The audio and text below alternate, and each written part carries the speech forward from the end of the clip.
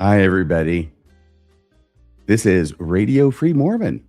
Good evening, and welcome to Mormonism After Dark, where all the cool cats hang out at the end of a long week to sit back, relax, and deconstruct, and drop a little bit of ice on the floor, just for good luck, and deconstruct with family and friends. Welcome to the Post-Mormon Lounge. All right. Well, everybody, I'm so glad to see you, though I think you can probably see me better than I can see you. I'll make it easier to see me here in a second. Let's do this. There we go. I'll bring that music down. You know, one thing I've noticed is that the music that I hear over my headphones is softer than when I hear it played. In other words, when you hear it on the other end, it's louder than I hear it in my headphones. And that's why sometimes I have been having the music way too loud and been blissfully ignorant of it while I'm recording or streaming. And then I see it back again when I'm doing the live chat and reading the live chat, and it's louder than I thought. So I apologize for any of that. Let's see. Today is May 22nd. It's 2026. Happy Memorial Day weekend. And Memorial Day is this Monday, when we commemorate in the United States those who have given the last full measure of devotion in defense of this country. Let me see. What I want to do a couple of things. First off, I want to bring up the slideshow. Let's do that, okay? Here's the slideshow, May 22nd, 2026, Mormonism After Dark with Radio Free Mormon. And I'm going to be talking about something for the first 15 minutes. It could be 20 minutes, and I've got a video clip. I've got audio-visual material for you. That's always entertaining, I know. I always look forward to it in class. But it's going to be a clip. So it involves Jacob Hansen. So if you have an adverse reaction to Jacob Hansen, you're going to have a little bit of time to get some medication on board or a brown paper bag by your side. Because I got to do a little bit of background. Now, what this is going to be a clip of Jacob Hansen talking with David Alexander on David Alexander's show. Now, when last we left this riveting drama, this all started, as you may remember, with, I can go to the next one. Oh, that's under crazy news. Under crazy news, here is what I'll be playing, all right? But to give the background, as I said, this started with Jacob Hansen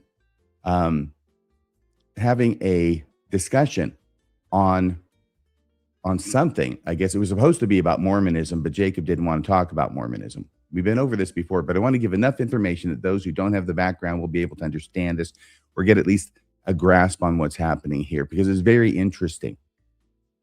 So what happened is he goes on her show. She's with the Blaze. She's got a huge audience. He does horribly. Colby Reddish and I did a show documenting a number of times, many, many times during the course of this hour and a half long discussion that he had with Ali Beth Stuckey, where he is intentionally misrepresenting the position of the church.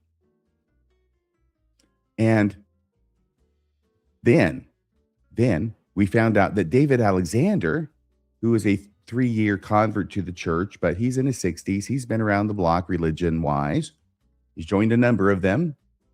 I'm not going to say they're cults, but I will say they are CU Last Tuesdays.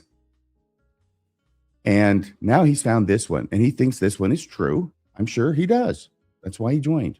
And I'm sure he felt that the other ones before these were true, and he may yet have some in the future he will believe are true, but we'll have to wait and see on that one. All I'm saying is that David Alexander, took the same umbrage with Jacob Hansen's performance on the Ali Beth Stuckey debate that Colby and I had, which is that he was running away from Mormonism, and he was acting like he was ashamed of it. And I think it was last week on this show, though heaven knows it's hard for me to keep track. But I think it was last week on this show when I played a clip of that David Alexander talking about how it was that Jacob Hansen is acting like he's ashamed of the gospel, as he is acting, because he is. And so then there was a part where David Alexander had wanted to maybe meet with Jacob, talk with him, talk this out. And this is what that is. Okay, so this is what leads up to the clip. So this is the David Alexander show where David Alexander is now trying to talk it out with Jacob Hansen and try and understand, what the heck were you even doing answering the question in this way? This is about a 4-minute clip. I'll do it at 1.25. But I'll also be stopping it along the way, because the amazing thing about this particular clip, and it's from around 10 minutes to around 15 minutes if you want to go try and find it yourself. But the amazing thing about this clip is that in it, here's Jacob. He's not talking to Allie Beth Stuckey. He's not talking to a perceived enemy or outsider. He's talking to David Alexander, the most Mormonish of Mormons. And so now he presents differently.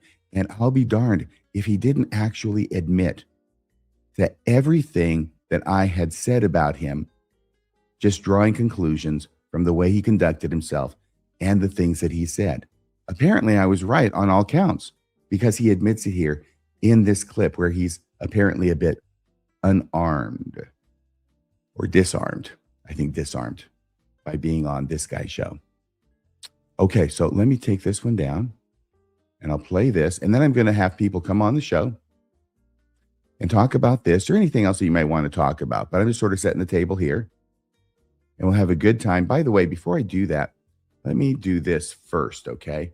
And by this, I mean, let me find and copy the invitation. That was one thing I did not do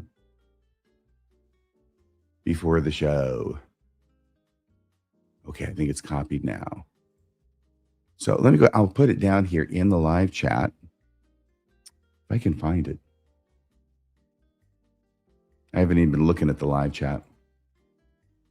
Here, I'll put this on and I'll put it. Oh, I think I can. I don't have to do that. I can just do right click, paste. Yes, I don't have to do Control V. And there it is. There is under Mormon discussion where it goes up in the live chat, the link to come in the show if you want and talk about this or anything else you might want. Okay. I think I gave the intro to this, and have I gotten this thing ready yet? I'm not even sure if I've taken this off the screen yet. I don't think I did. Okay, so I'm removing this, right?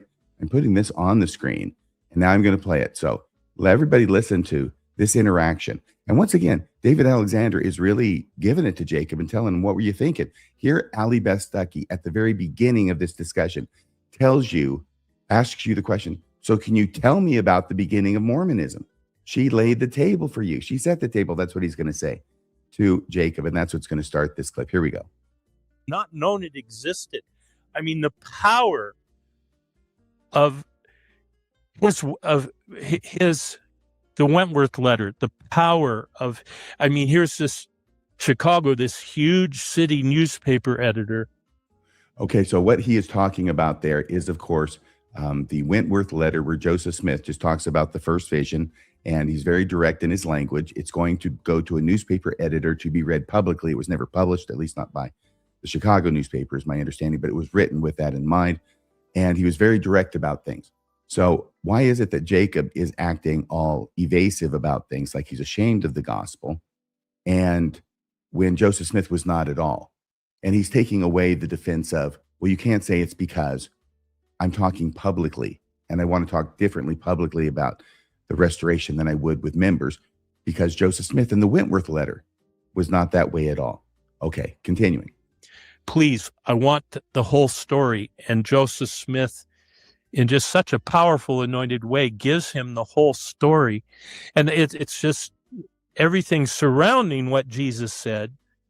You know, his whole tale of the religious chaos in upstate New York. And then even after he describes the actual vision and what Jesus said, then the reaction and his appeal, you know, just like Paul, he knew he'd seen a vision and he couldn't deny it. The power of the witness of the first vision, man, if somebody would have gotten that in front of me, in front of my ears and eyes, when I was 25 or 30 or 35 or 40 or 45 or 50 or 55 or 60 or 65,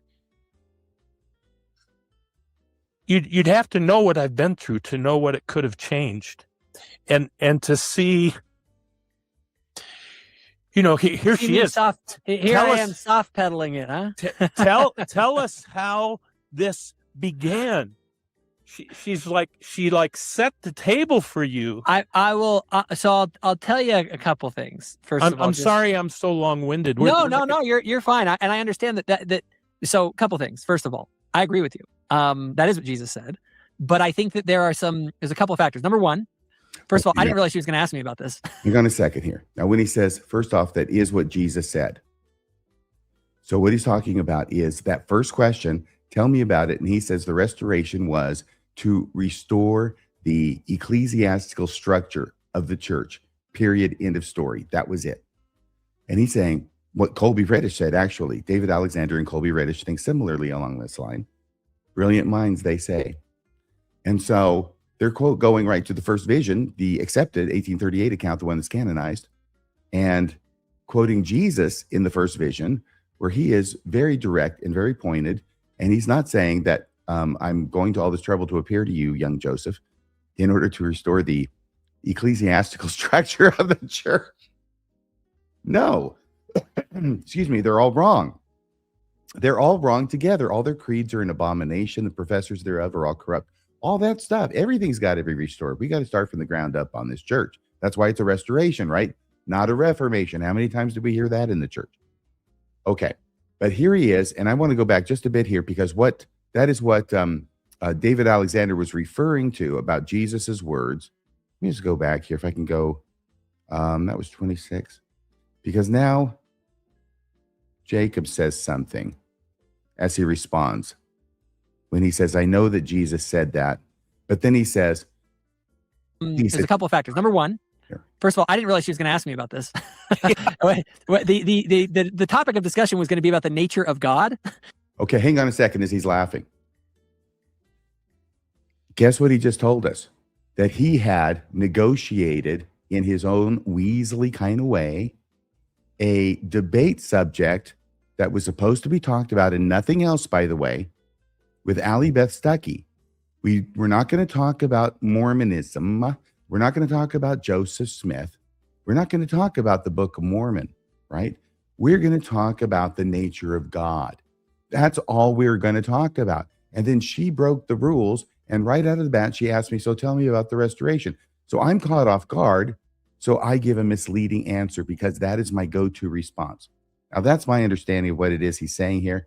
I'm just going to replay it here just a bit. And I think here. The topic of discussion was going to be about the nature of God was the primary thing that we were supposed to discuss. So when she started asking me about Joseph Smith, I was like, oh, crud. Like, if you notice at the beginning of the interview, I'm okay.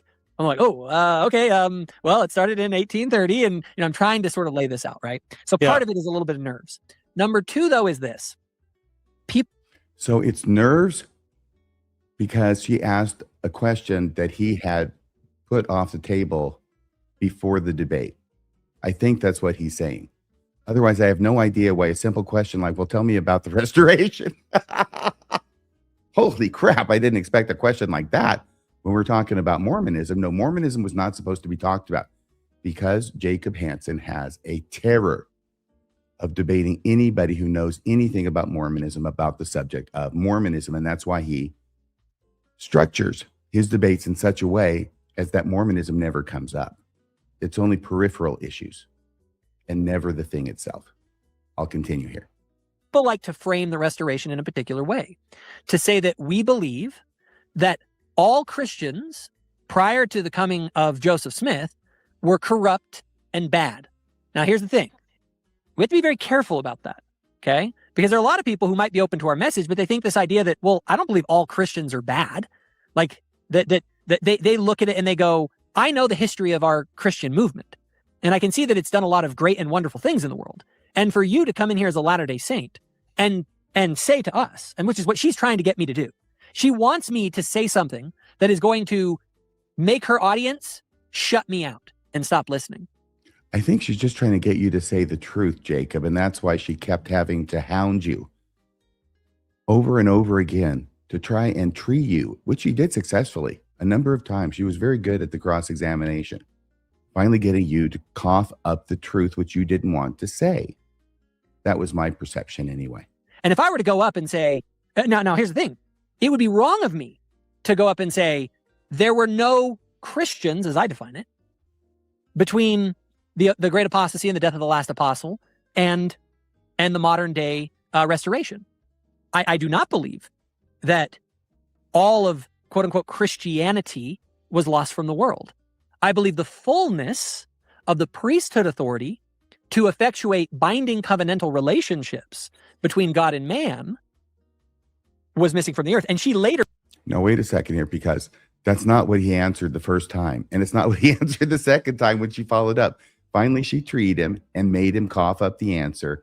And that was the answer, and the doctrine, and the truth about the nature of God. Remember that as well, Jacob. Okay. There's a little bit more. Pressed me on that, by the way. And her one clip that she got of me was me telling her straight up, yeah, you can't have a fullness of the relationship with God except for through the ordinances of his priesthood, which have been restored in the Church of Jesus Christ of Latter-day Saints. So in other words, this is really insightful. I mean that sincerely, because what I hear Jacob saying is that he is trying to avoid giving her an audio clip, a soundbite of him that she can use, that she can cut out and use against him. And I mean, the sound clip that she used was him telling the truth after she finally got him to cough it up. He didn't, you notice he's not saying I misspoke or anything. No, she finally got me to tell the truth about what it is I believe, and she clipped that. And I don't know why, but that seems to equate in Jacob's mind to, I have to have a strategy to never say what it is I really believe, because she might clip it to use it against me. Am I wrong here? I think that's what he's saying. A few more seconds and we'll be done with this clip. So I'll kind of pause there just to get your thoughts. Well, I mean, I just think, and I'm not, I don't mean this maliciously or anything, but I just think it's a mistake. Mm-hmm.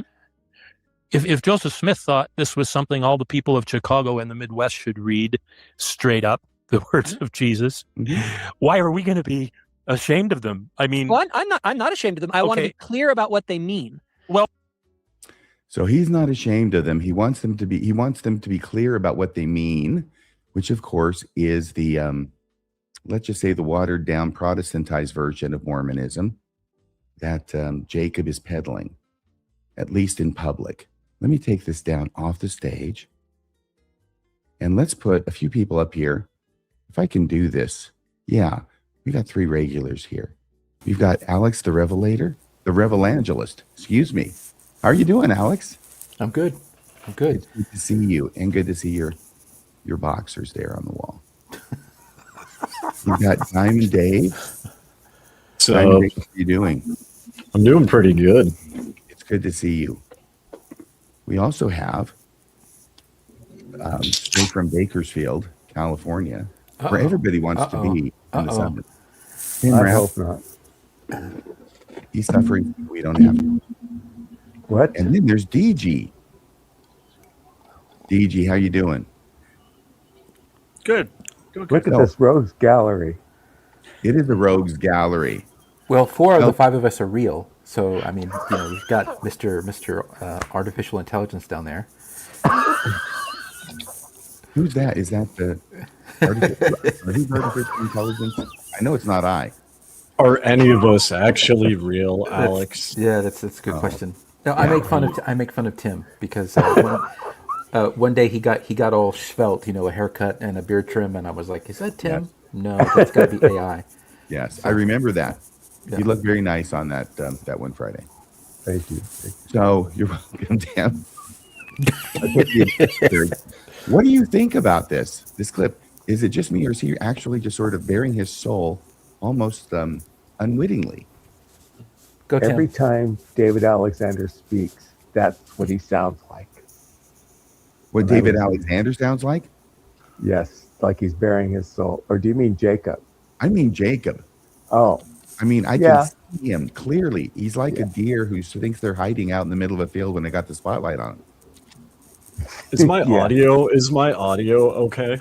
Yeah. Is my audio okay? Good. So I just wanted to ask because like there was a glitch or something in the after show where myself and other people were still on and my audio quality was trash, but Wendy and other people, so Okay, I gotta Wendy tell and you other about people liked I it. gotta tell you about that.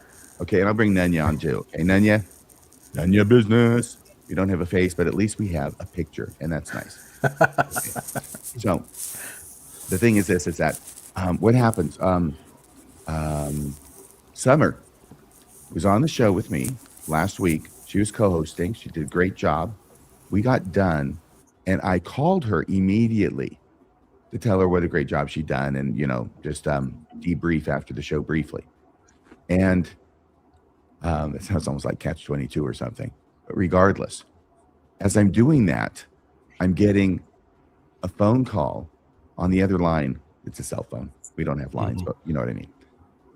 From Wendy, which I don't usually get, but I think I'll get this in a second. I'm not going to talk much more. And then she stops, and then she starts calling again. And I just think, geez, what the heck? Okay, I'll call you back in a sec. And then I get a text from her, and the text is saying, your show is still going. This is why it took me so long. I mean, it would have still been going now.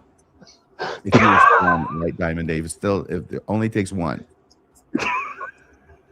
Oh. And that was hysterical. I came back in and I cut it off as quickly as I could.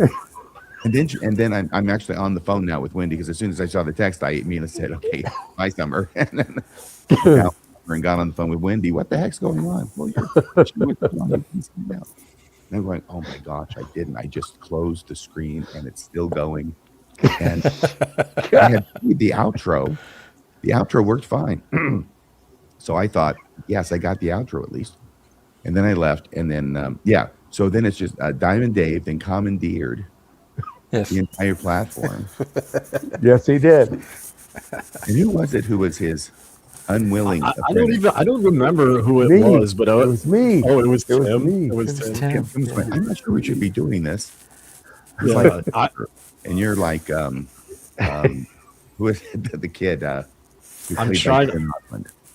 I don't know. I was trying to just be like, hey, since this is broken, I didn't realize I was having audio issues, but I do. You guys know I go on podcasts. I have my own channels. I'm a content creator, right? So my thinking was, it's still going. People are still here. I'm just going to run with it.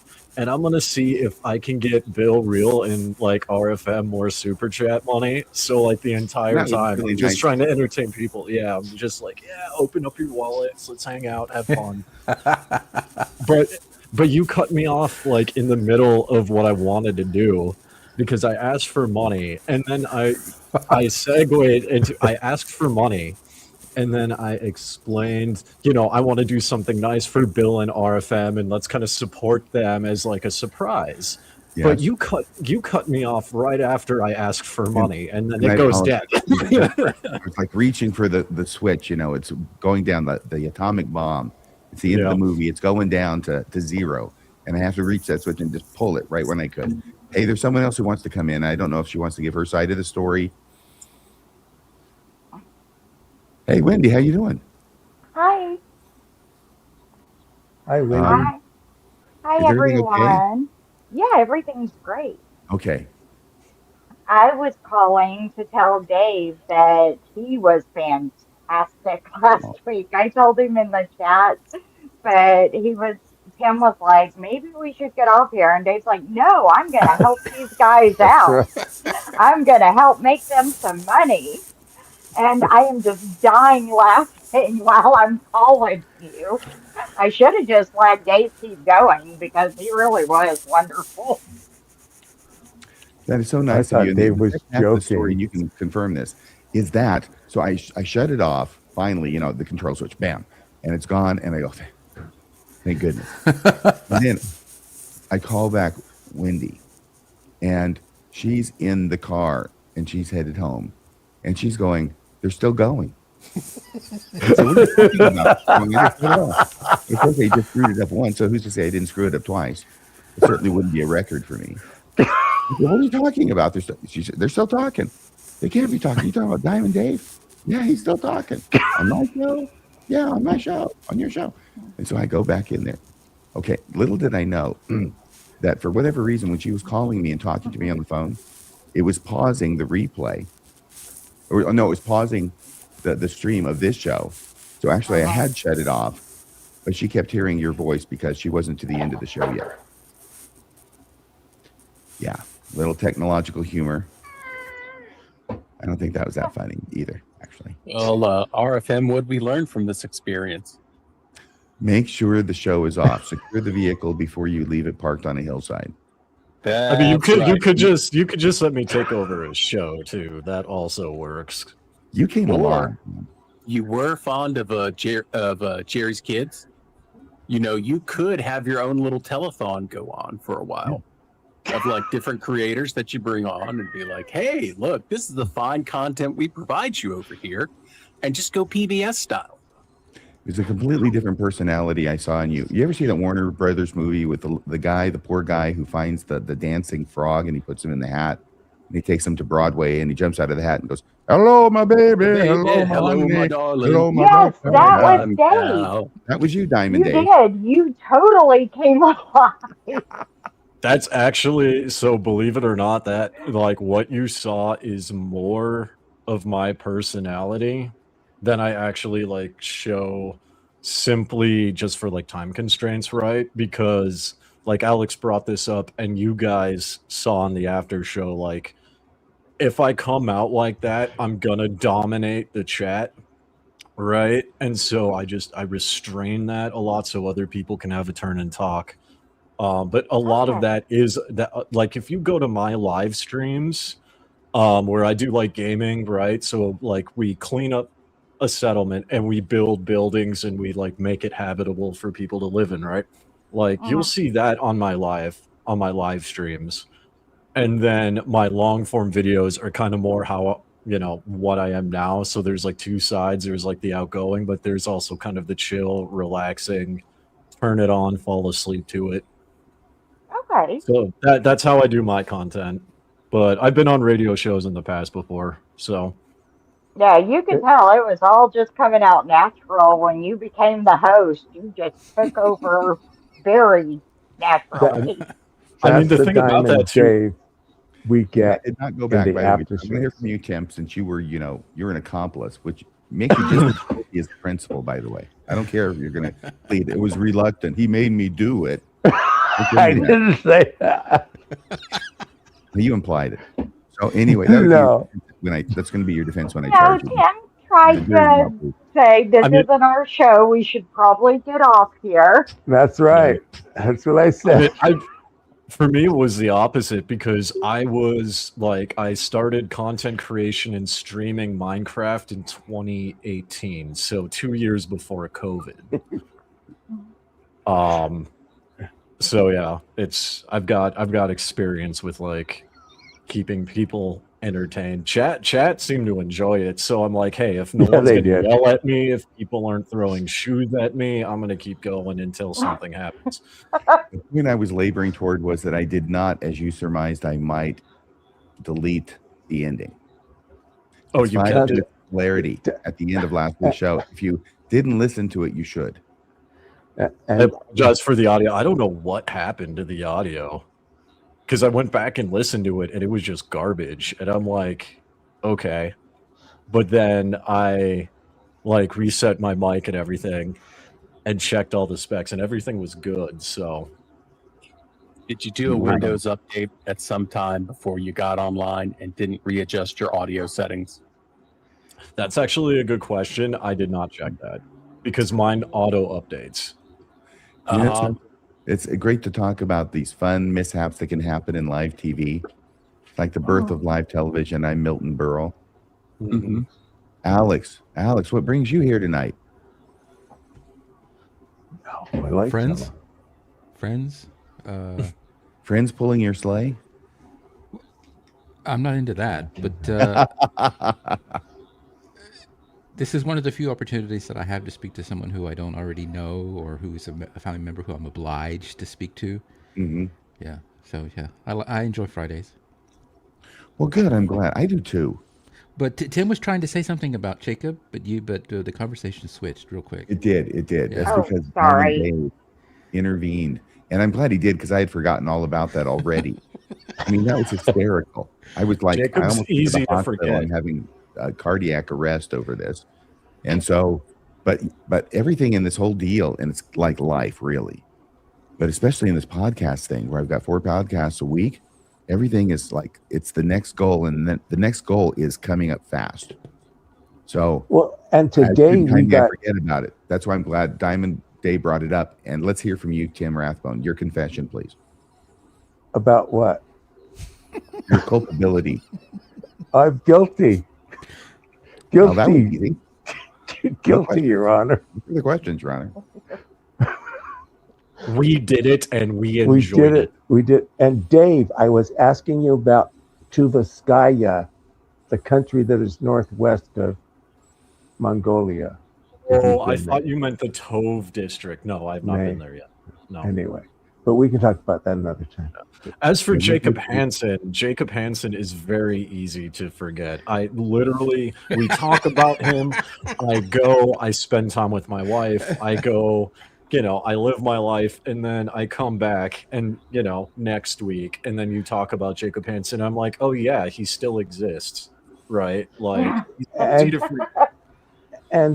And Summer has the best nickname for him. Clout Chaser is perfect. Oh, yeah. Trevor Larson says RFM needs to decide a sentence for them now. And them, I think, is Diamond Dave. Okay, what's our Have to sentence? be in terms of how much Jacob Hansen you're going to have to watch. Well, Be excuse like me. Clockwork Orange. Excuse me. I adjusted my name to reflect my current state of affairs, meaning I'm the pro se representative of Tim Rathbone and Pandit Dave. Therefore, I challenge. I think you got here a little bit late, Counselor, and I know your client already pleaded guilty. I hate when that happens. Are you going to file a writ of mandamus? I'm going to challenge the evidence, Your Honor. You know, I was waiting for a really funny punchline, and I can't remember what it was now. Oh well, they're all funny. I'm a terrible defendant here because Alex, the pro se evangelist, is trying to help, and I'm just in the corner going, "I did it, and I'll do it again." Right? Like, Yeah, we would, wouldn't we? We I would did do it again. The thing dude, is it that was so much fun. It was We so much kind of fun. It was. Well, I didn't know it was real. Okay, I thought he was kidding, and then I turned my phone on. I turned the sound on my tablet, and I heard us, and I'm going, "Oh crap, we really are real." Yep. well, We're this very says- entertaining. I brought That's Benny 5 back minutes in of because television. you're talking about David Alexander, and of course, Benny is truly the representation of David Alexander. Yes. Which bet? Benny from the Mummy. I was gonna say I thought you were referencing Benny from Fallout New Vegas, and I'm like, oh No, my god, no. it's true. But, It's Oh. true. That is Oh. very true too. Oh Because the my game Yes. was rigged from the start. It was rigged from the start. Put this guy that we're talking about in a white and black checkered suit. It's Benny, just like 20 years older.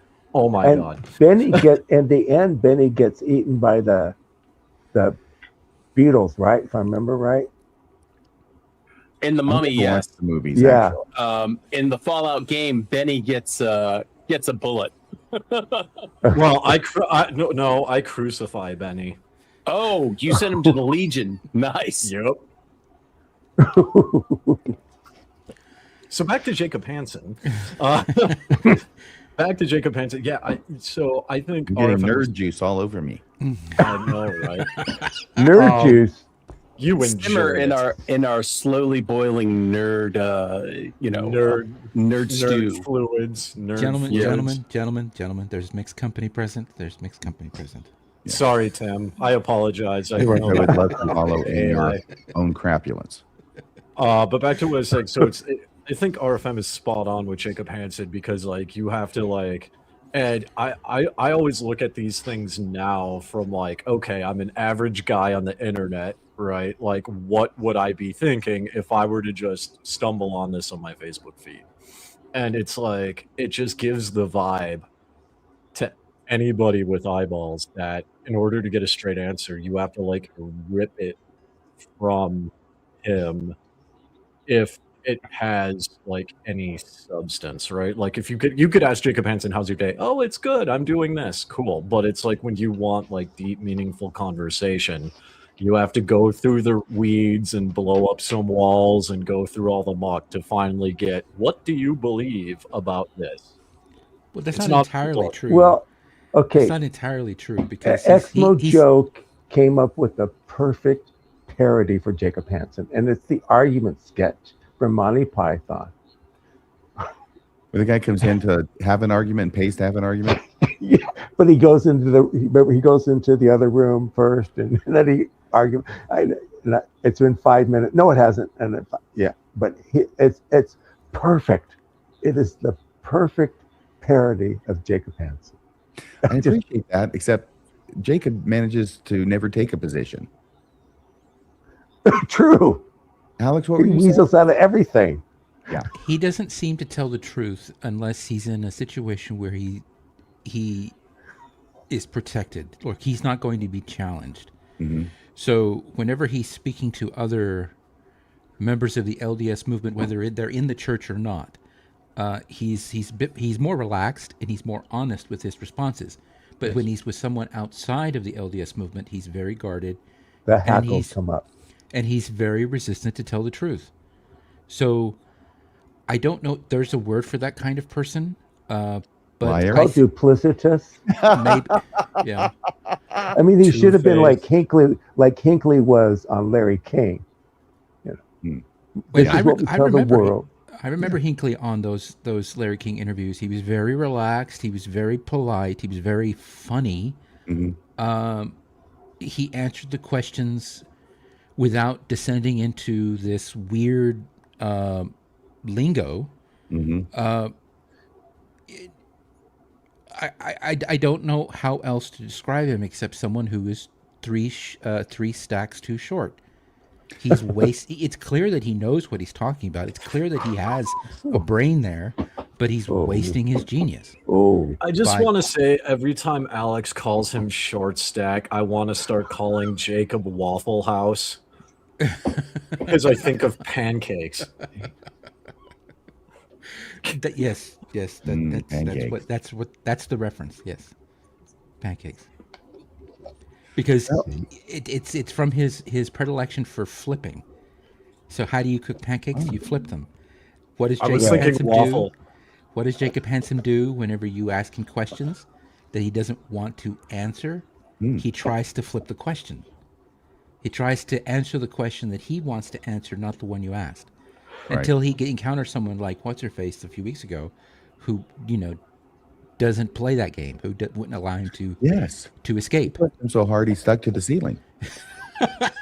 I feel like Waffle House also applies because have you guys ever been to a Waffle House? It's dirty, there's drunk people, and there's always going to be a fight. There's rats in the background. Well, the opinions of Diamond Dave do not necessarily represent the opinions of Radio Free Mormon or Mormon Discussions Podcast, Inc. And yet, I feel more welcome at Waffle House than I do any LDS chapel on a Sunday. Oh, Waffle House is great. Wow. Okay, so let me think here. I've had so many thoughts go through my head. I should have been jotting them down. But are we going to see more of Jacob and David? What? Are we going to see more of David and Jacob? Do you I want don't know. to? They may be taking a cottage by the sea together. It's possible. I understand they were slobbering all over each other by the end of that program.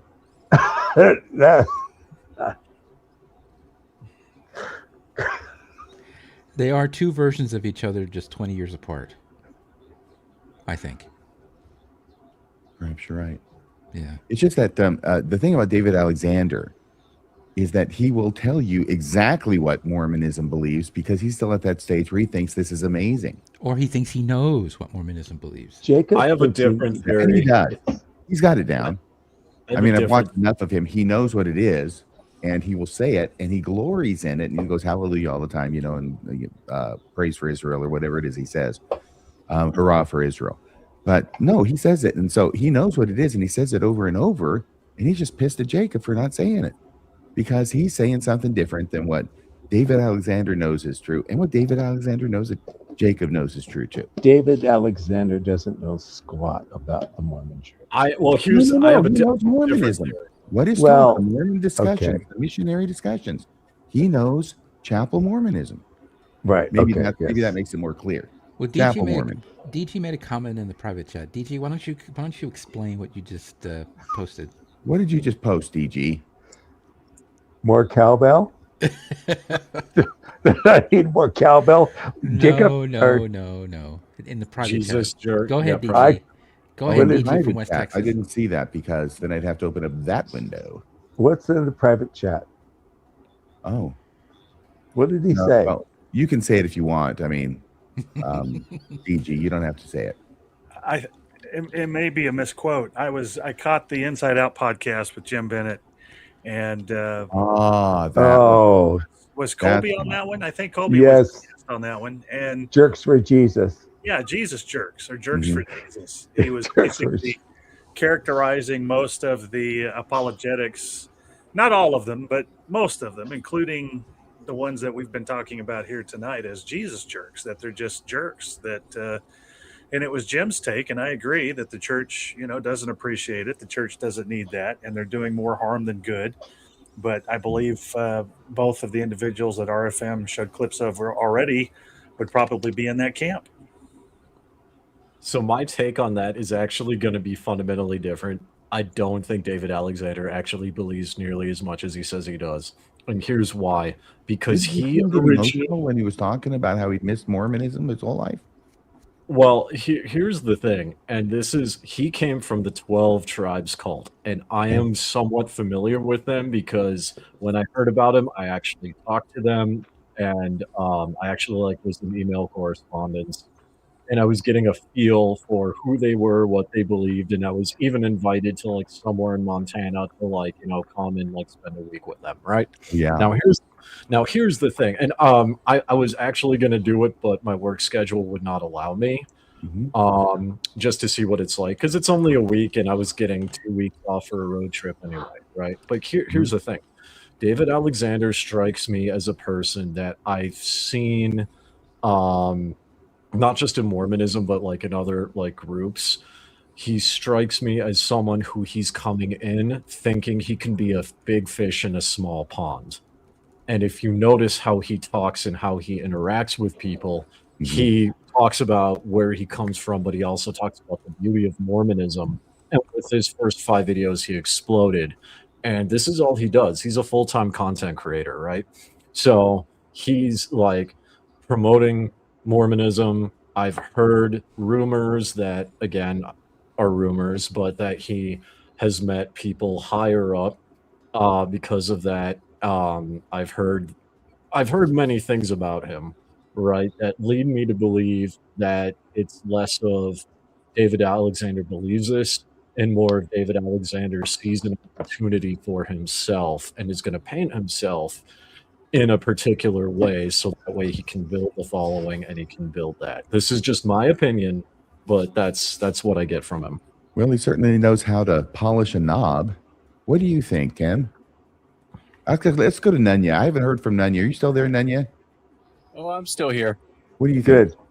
I'm just thinking, wow, we've got Clout Chaser and we've got, Benny, who's doing his thing.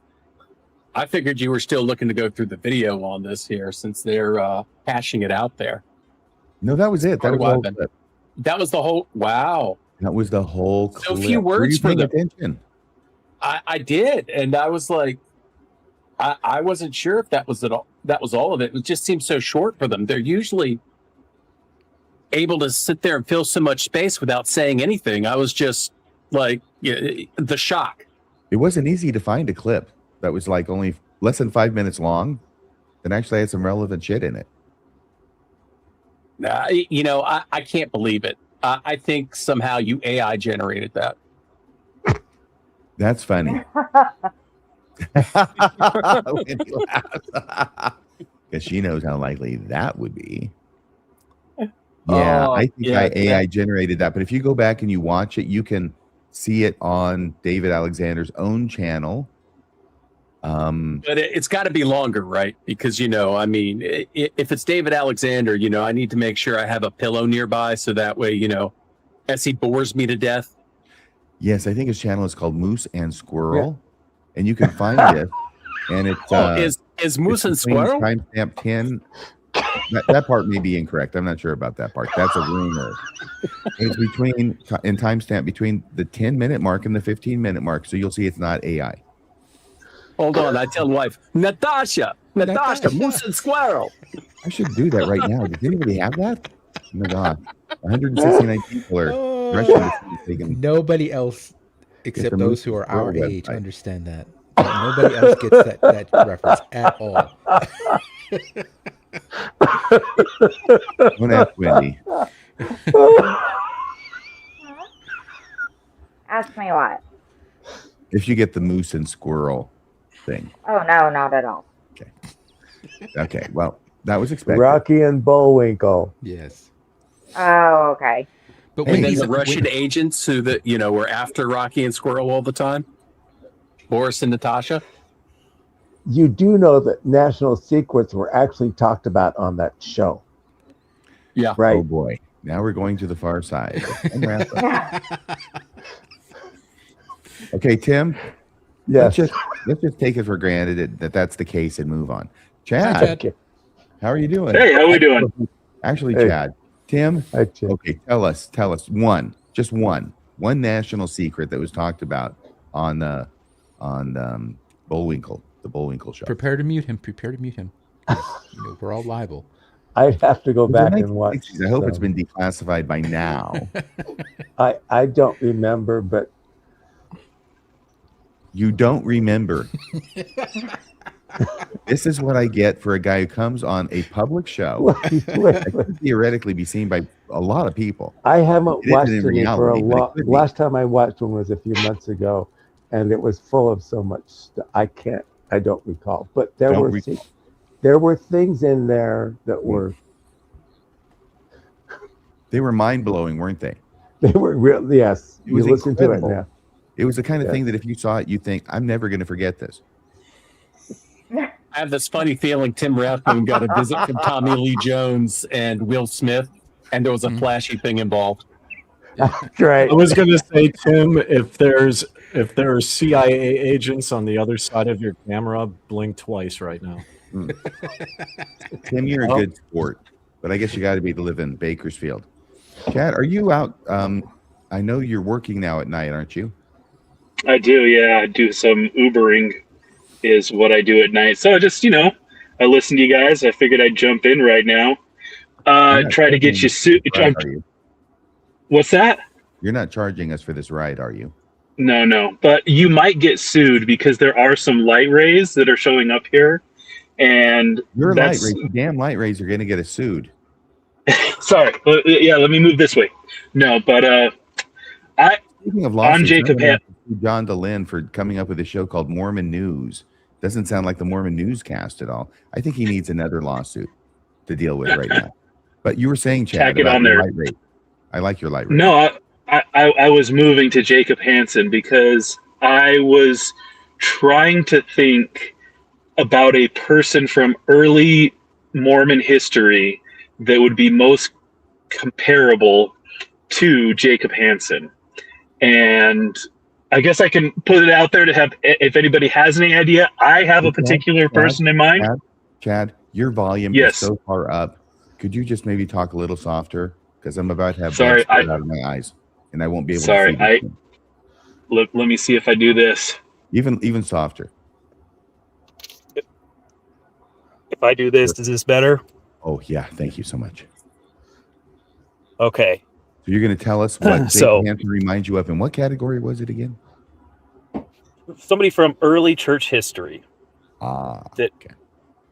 Okay, so and now I'm going to have the opposite problem because now I can't hear as well. But I would suggest that Jacob Hansen is most closely comparable to Martin Harris, because I think he's somebody that critical thinking isn't really top of the list, and I think that applies to Martin Harris pretty well. I think Martin was somebody who would say to different people, whoever he was with, he would say the thing that best fit the situation that he needed to say. Mhm. Right? Yeah. He definitely saw an angel in the plates. Oh, but he saw it with the spiritual eyes. Oh, he saw it like a city through a hill. I think, isn't that quote from Martin Harris? I think so. Yes. Yes. He also saw Jesus as a deer. He saw Jesus as a deer. I don't think Jacob has claimed that yet, but I think if we were to John the put Baptist Jacob as the Hansen, bunny rabbit, yeah, What about a bunny rabbit? and John the Baptist as a bunny rabbit. Oh, with You know, big Chad, pointy as you're teeth, saying right? that, it does occur to me, and I want to hear the rest of your thought. It does occur to me, though, that when I was an apologist, it seemed natural to me that I wanted to defend Mormonism.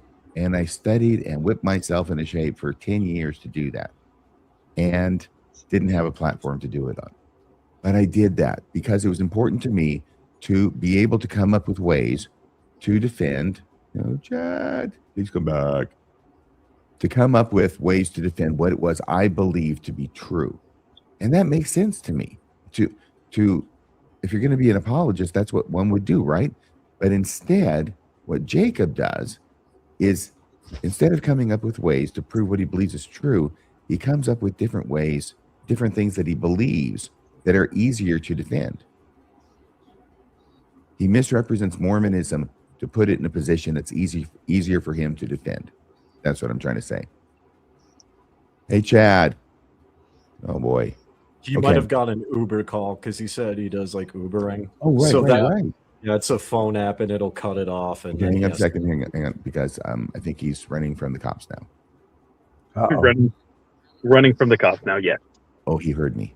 Shoot. Oh, he's back. I am back. Oh, never mind. So, Chad. Yes. What's your thought, please? Where was I? Hard to say. Martin. You were right at that. You were right at the part where I interrupted you. About Martin Oh, Harris. that's Martin yeah. Harris. Martin Harris.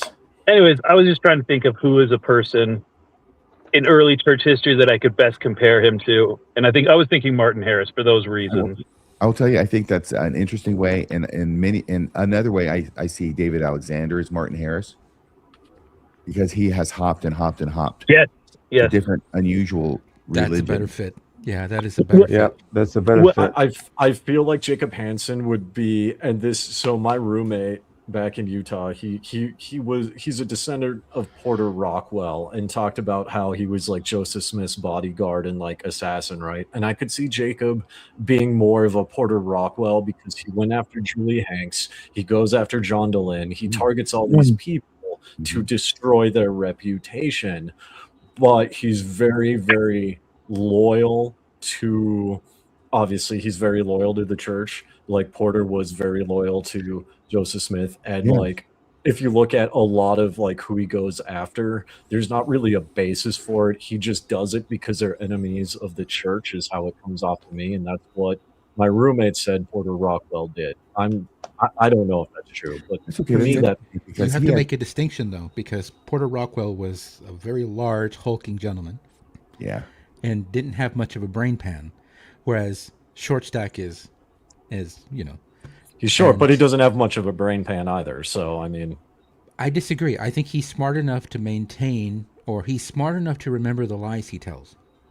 He's smart enough to know he's going to get his ass kicked if he debates about Mormonism with me or Colby. Honestly, or how I anybody else. envision him, not really from history. Basically, he's your modern doTERRA salesperson who's telling you the oil will cure everything. He's not taking into account the FDA, statements that they're not supposed to say, that it won't do this, that, or the other. But he's the guy who's going to sit there and try to get it sold to you any way, shape, or form that he can. Mm-hmm. Okay. Very good. I like it. Well, now we've got Guy McDude on board. How you doing, Guy McDude?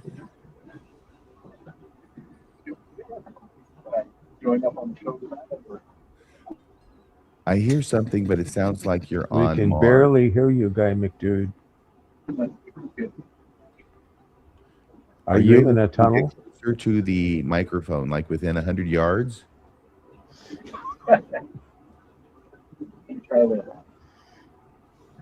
Can you check your volume? It helps if you get in the same zip code as the mic. I swear. Well, that's just rude. I can't abide a I don't believe you, Anya. Hey, Guy McDude. Yeah, he's going to try again, so that's good. He'll go around the block and see if he can make it in. Well, But the anyway. reason, sorry, so if I may, the reason that the thought train that brought me to thinking of which person from early church history would Jacob Hansen be is, as you were talking at the very start, it seemed, it seems like, you've mentioned that Jacob's embarrassed about what the church believes. And that makes me think, does he truly believe it? Which made me think, is this man eventually going to leave the church? And I thought, there's no way that he would. I mean, he's put himself out there so fiercely that seems unlikely, which made me think, oh, well, he could go to his death proclaiming it, which made me think of the witnesses, which made me think, okay, these witnesses went to their death saying they believed it. Jacob Hansen may very well go into his death publicly saying he believes it, but who knows? If I were Jacob Hansen, I would never, ever leave the church. Not in a million years after what I've done already to myself and put out there. In fact, if the church sent out the Danites and killed every member of my family and my pets, I'd still be a member of the church. Do you guys it's hard enough to leave. Yes. It's hard enough to leave when you haven't done those things. So. Yeah. Alex? Do you think he's aiming for apostle? Do you He think can't Jacob possibly. No, it's impossible. It's impossible for Clout Chaser to be an apostle because he doesn't have the right bloodline, doesn't have the right profession, and therefore, he's totally opted out. He could be in Area 70, though, couldn't he? That would get him too close to the power. At best, maybe a stake president. I think he's running an ice cream parlor currently. You got to remember, it's all about bloodline and your profession. He's just a podcaster. He's not a lawyer. He's not a businessman. Hold on. I'm going to disagree with that because he is a businessman, because he owns that ice cream parlor, and I've seen things online where he's trying to expand. Now, keep in mind, I'm 37. He's around my age. Apostles don't become apostles until they're like 70 or 80. So he does have plenty of time to build a large he's got plenty of time to build a large corporation or a chain, franchise it, make hundreds of thousands, if not millions of dollars, and then he would still be a prominent businessman who can demonstrate he can work with money, which the church goes for. People would go back and find his old videos and confront him about it. He's in real estate as well. There's been stuff out on him on Are you talking about Hawaiian rentals? Yeah, but I think so. There's he's in the rental business, and then he's also, from what I gather from that, just again personal observation, it's he's also kind of branching out into real estate. So he has multiple business ventures going on. So which, what if you look, parlor is it? Diamond Dave? I don't remember the name, but I've seen him up. Is there a Cub or Cubs ice cream parlor? Something like that, but I mean, it's on his Facebook page, and he's the owner of it. So, well, I hope he makes it to 80. I mean, I hope I make it more, but I hope he makes it to 80. But I'm getting concerned about the look of his face, especially under his eyes. He looks like he's under tremendous strain. It's either that, hey, the picture of Dorian Gray? Well, it's like Jacob Hansen is the walking picture of Bill Reel. It's like all of Bill Reel's sins are reflected in Jacob Hansen's face. Oh, God. The problem is, you can tell it wasn't written by Oscar Wilde, so it doesn't have the proper flair that it needs to be a classic. Oh, wow. Very nice. Nice name drop there. None ya. Very nice. But Dave, he was born in '86. Okay, so he's Jacob 3 Hansen. years older than me. Yeah. Yeah, so he's still got a good like 30 years. Does that mean he's 40?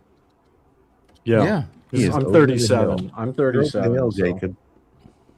Just saying. But apostleship does not require business acumen and wealth alone. It has to be you have to prove over many decades that you're Church growth. you're a Church bulldog growth. for the church. Yeah. Yeah. I think know, that's why he's doing the podcasts. I know to of prove that. Suarez. I know of Suarez and Causet because they were bulldogs for the church in France or in the Francophone world, or with Suarez in the Lusophone world, which is the Portuguese-speaking world. So they were bulldogs for the church for many years, and they were rich, and they had marketable skills, and they were brought into the Apostolic Council. So who knows what will happen with Jacob? But he's certainly getting his credentials as far as being a bulldog for the church, and not a very smart one. But Bulldogs then aren't again, usually smart. You mean Well, Sorry Jesus? about that, all you bulldog lovers. Also, by going by past business-based profits, they did also have huge financial failings. And we don't know that Clout Chasers had a big enough failing yet to even get on the radar. Like I Where the said, church he's bails got them 30 out. years. He's got 30 years. He does. Plenty of I time. do take that in. I'll take that into consideration. But I By think the it way, also anybody- depends on. Go ahead. I'm not sure if anybody had corrected me on this, or at least corrected. I was trying to say that in that Dennis the Menace antic episode where you took over the show for the last 5 minutes last week, that Tim Rathbone was like, what, the beaver, leave it to be, and Diamond Dave is Eddie Wally. Haskell is what I was Eddie- trying to remember. Eddie Ken Haskell. Osmond was the guy who played Eddie Haskell. Haskell. Have you ever been called Eddie Haskell before, Diamond Dave? I'm guessing not, but have you? No, no. I usually get referred to Christian Bale. Oh, do you really? Yeah, I don't get it. I don't see it, but a lot of my friends in Minnesota, like Utah, they say I look like Keanu Reeves and I sound like Christian Bale. That I is don't- amazing. A lot of people tell me I look like George Clooney. How much do Yeah, you I pay don't- to say that? That's supposed to be funny. I hope at least somebody at home is laughing. Ha ha ha ha. We're Ha, ha. laughing at you, not Ha with ha you. ha. Well, that was the whole point of it. It was self-deprecatory. And RFM, making fun of RFM, things you from have the- the RFM, you have the humor and personality that you need to throw out 40 or 50 self-deprecating jokes for that one to land. But when it lands, it lands. No, they all land. They all land in here, right here where it's For you. It's, I want to put something up here on the board.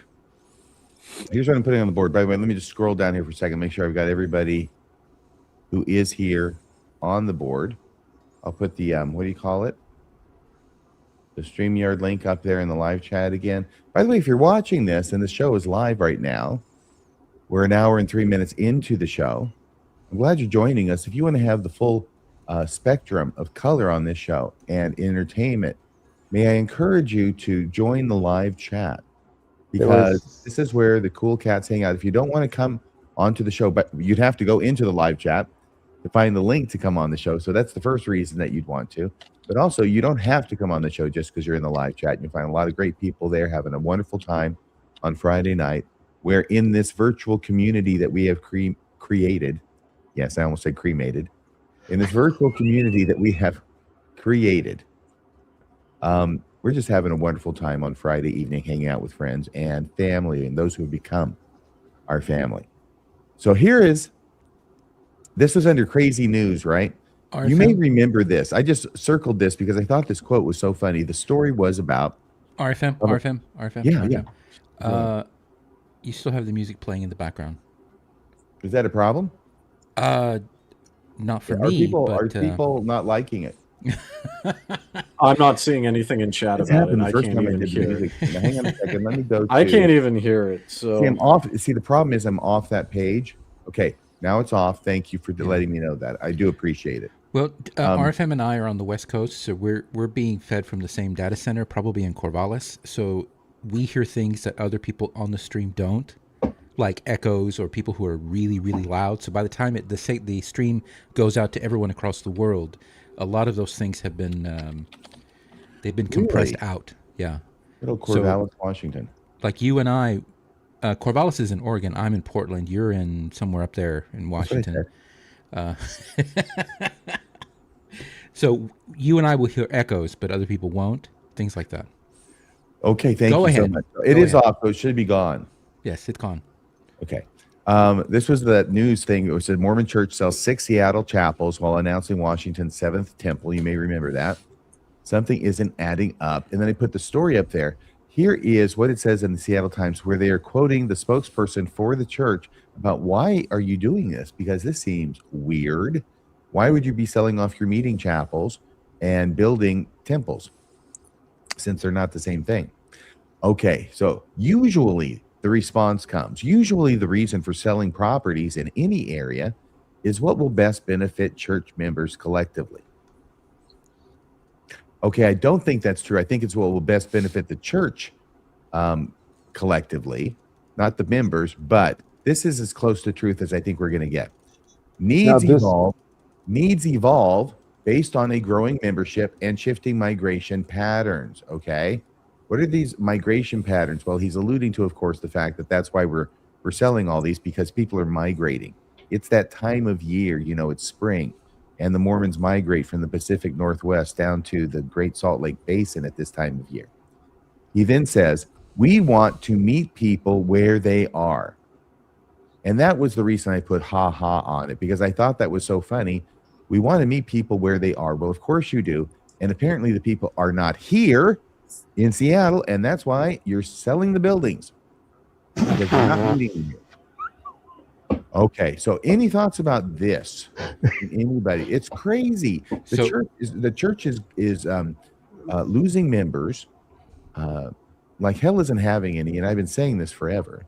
And the church has been denying it forever. In fact, going the other way and saying they're stronger than they've ever been and growing faster than they have ever since. Don't look up. Don't look up. Don't look it up. Don't pay attention. Can I just say that God left the church? Don't listen to anybody, what anybody else says but us. Just ignore everything.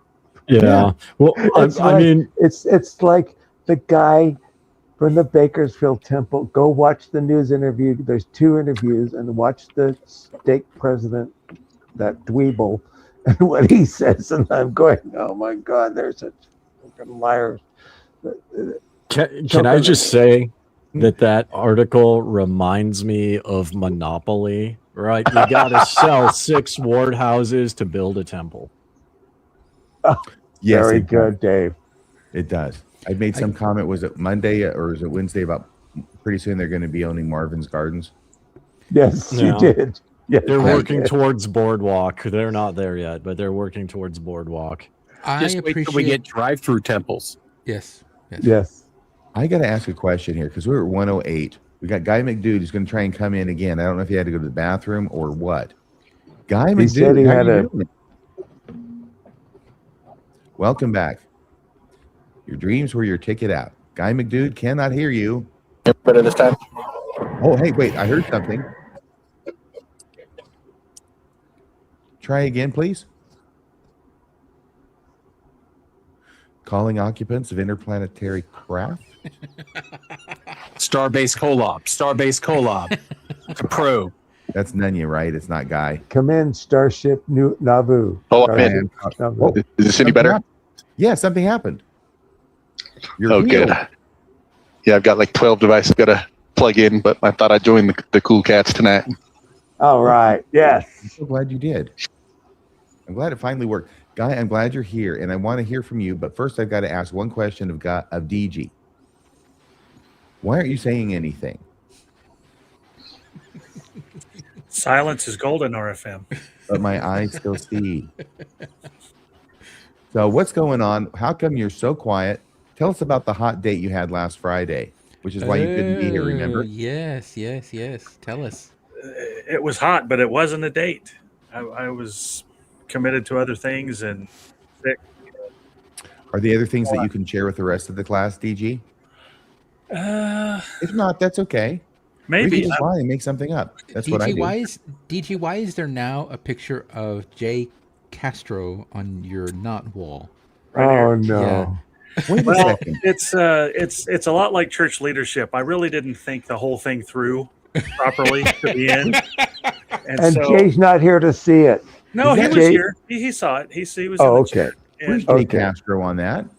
Underneath the fundies. He's right here, just right over Texas in my How name. can you possibly see that? Well, you can't, and Because that's I looked for the it. problem.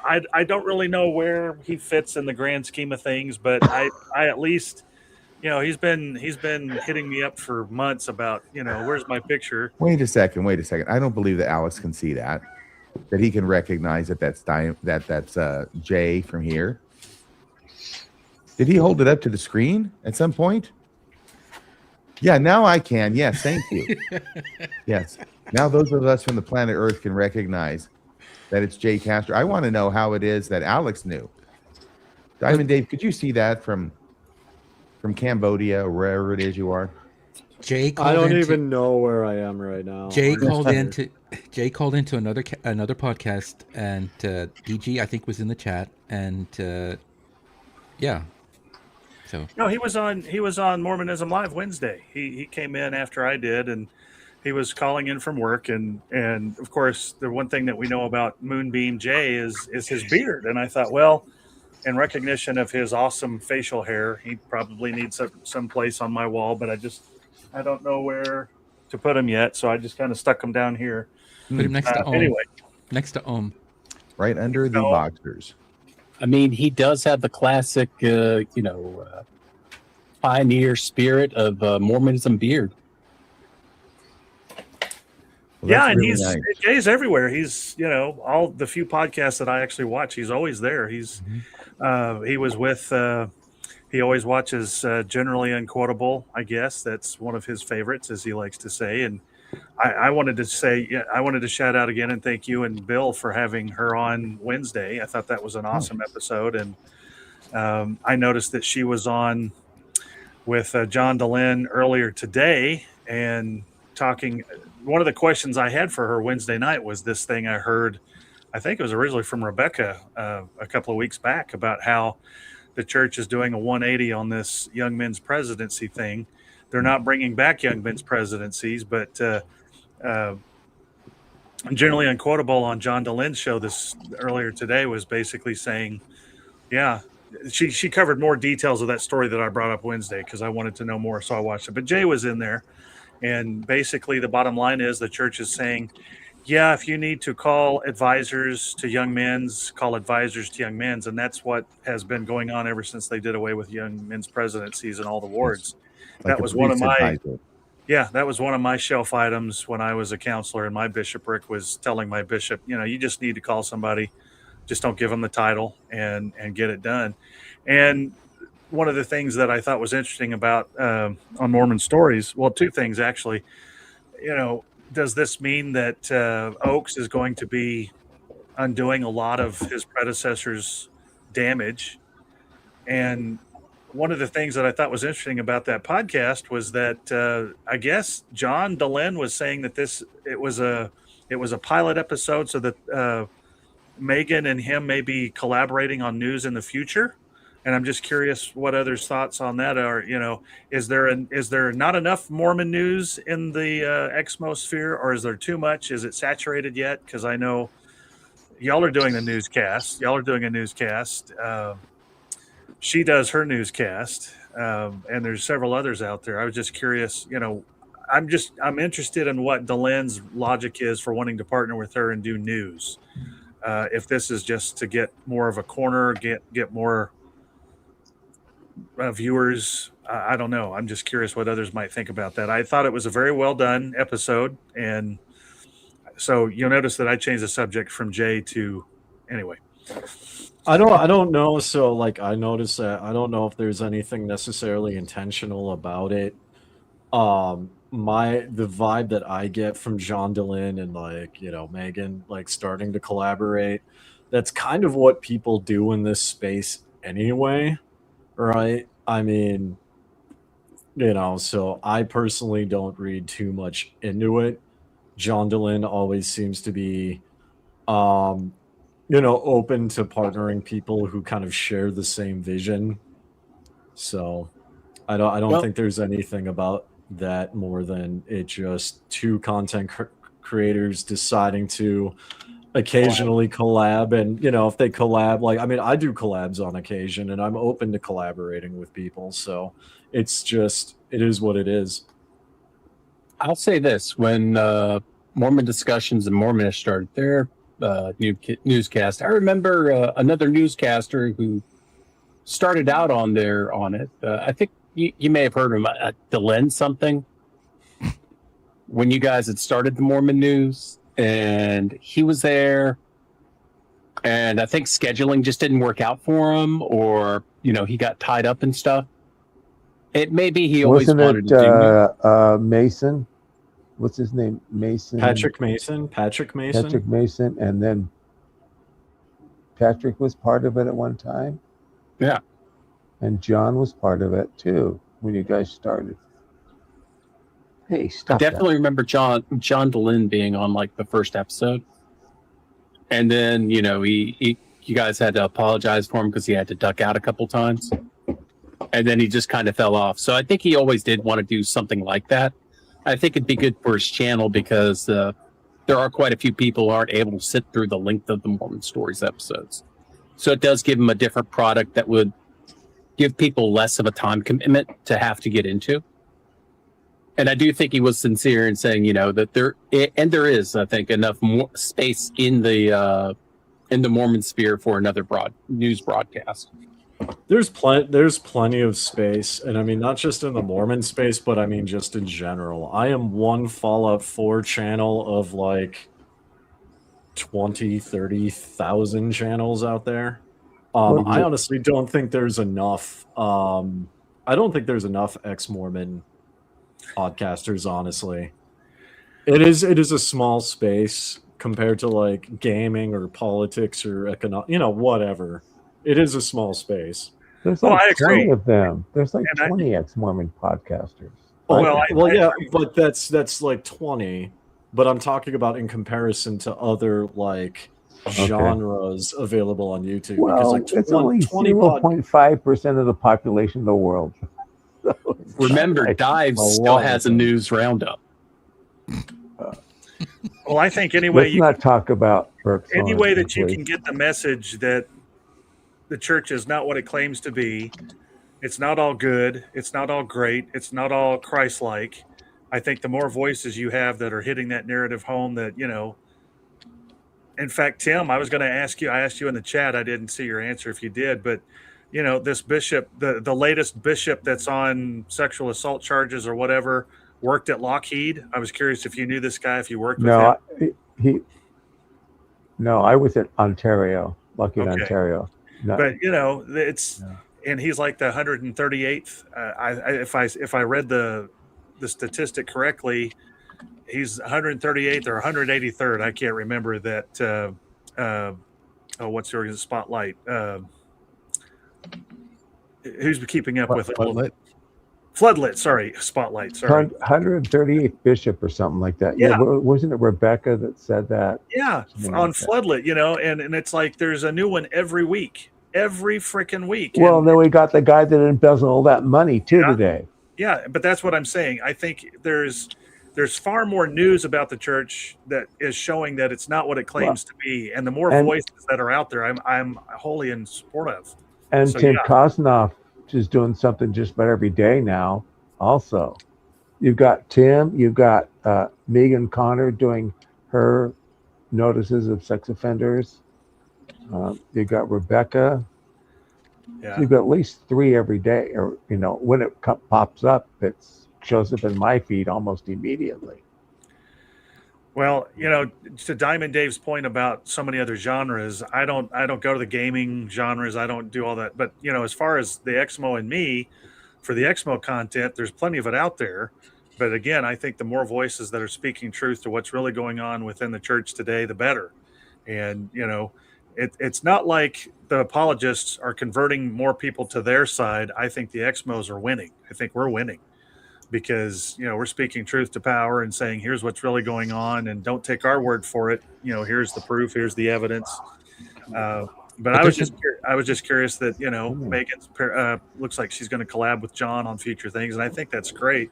I think it's more of a stalemate. I don't think any side is like necessarily winning, at least not yet, because although there's more, I would disagree strongly, and all you have to do is when you have all you have to do is look at the following that the church has and their views, the view ratio to the followers compared to all the ex-Mo podcasters out there, because we're not talking about just Jacob Hansen or Jasmine Rappley, but we're talking about official church, like even just the official church things like FAIR and things like that globally in multiple countries. Dave, I get that, but when you have TBM members like Jeff Strong putting out books about how people are leaving the church in droves.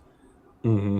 That's proof to me. I mean, beyond the online content is what I'm saying. It's having an impact. Sure. Well, and that's what I'm talking about. It's beyond the online contact. Is the church is making token changes, but it's not fundamentally changing, and it's not going anywhere because it's a $300 billion organization. So no, when you factor in all those things, personally, I disagree. I don't think ex-Mos are winning.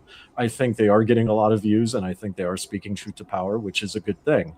But at the end of the day, the ex-Mos have to do a lot more than they're already doing in order to completely bring down or fundamentally change a $300 billion international corporation. You know why I think ex-Mos are having an effect in America because most of in America, yes, in America. You want to know why I'm winning? Yeah. You want to know why I'm winning? The reason I'm winning is because I'm having the time of my life. That's right. That's all that counts. That's why I want to point out something that Sister Nevermo posted in the chat. She's JoJo509.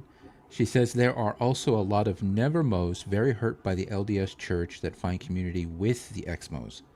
That's an interesting point. Hang on just a second here. I was going to try and find it, but maybe I can't.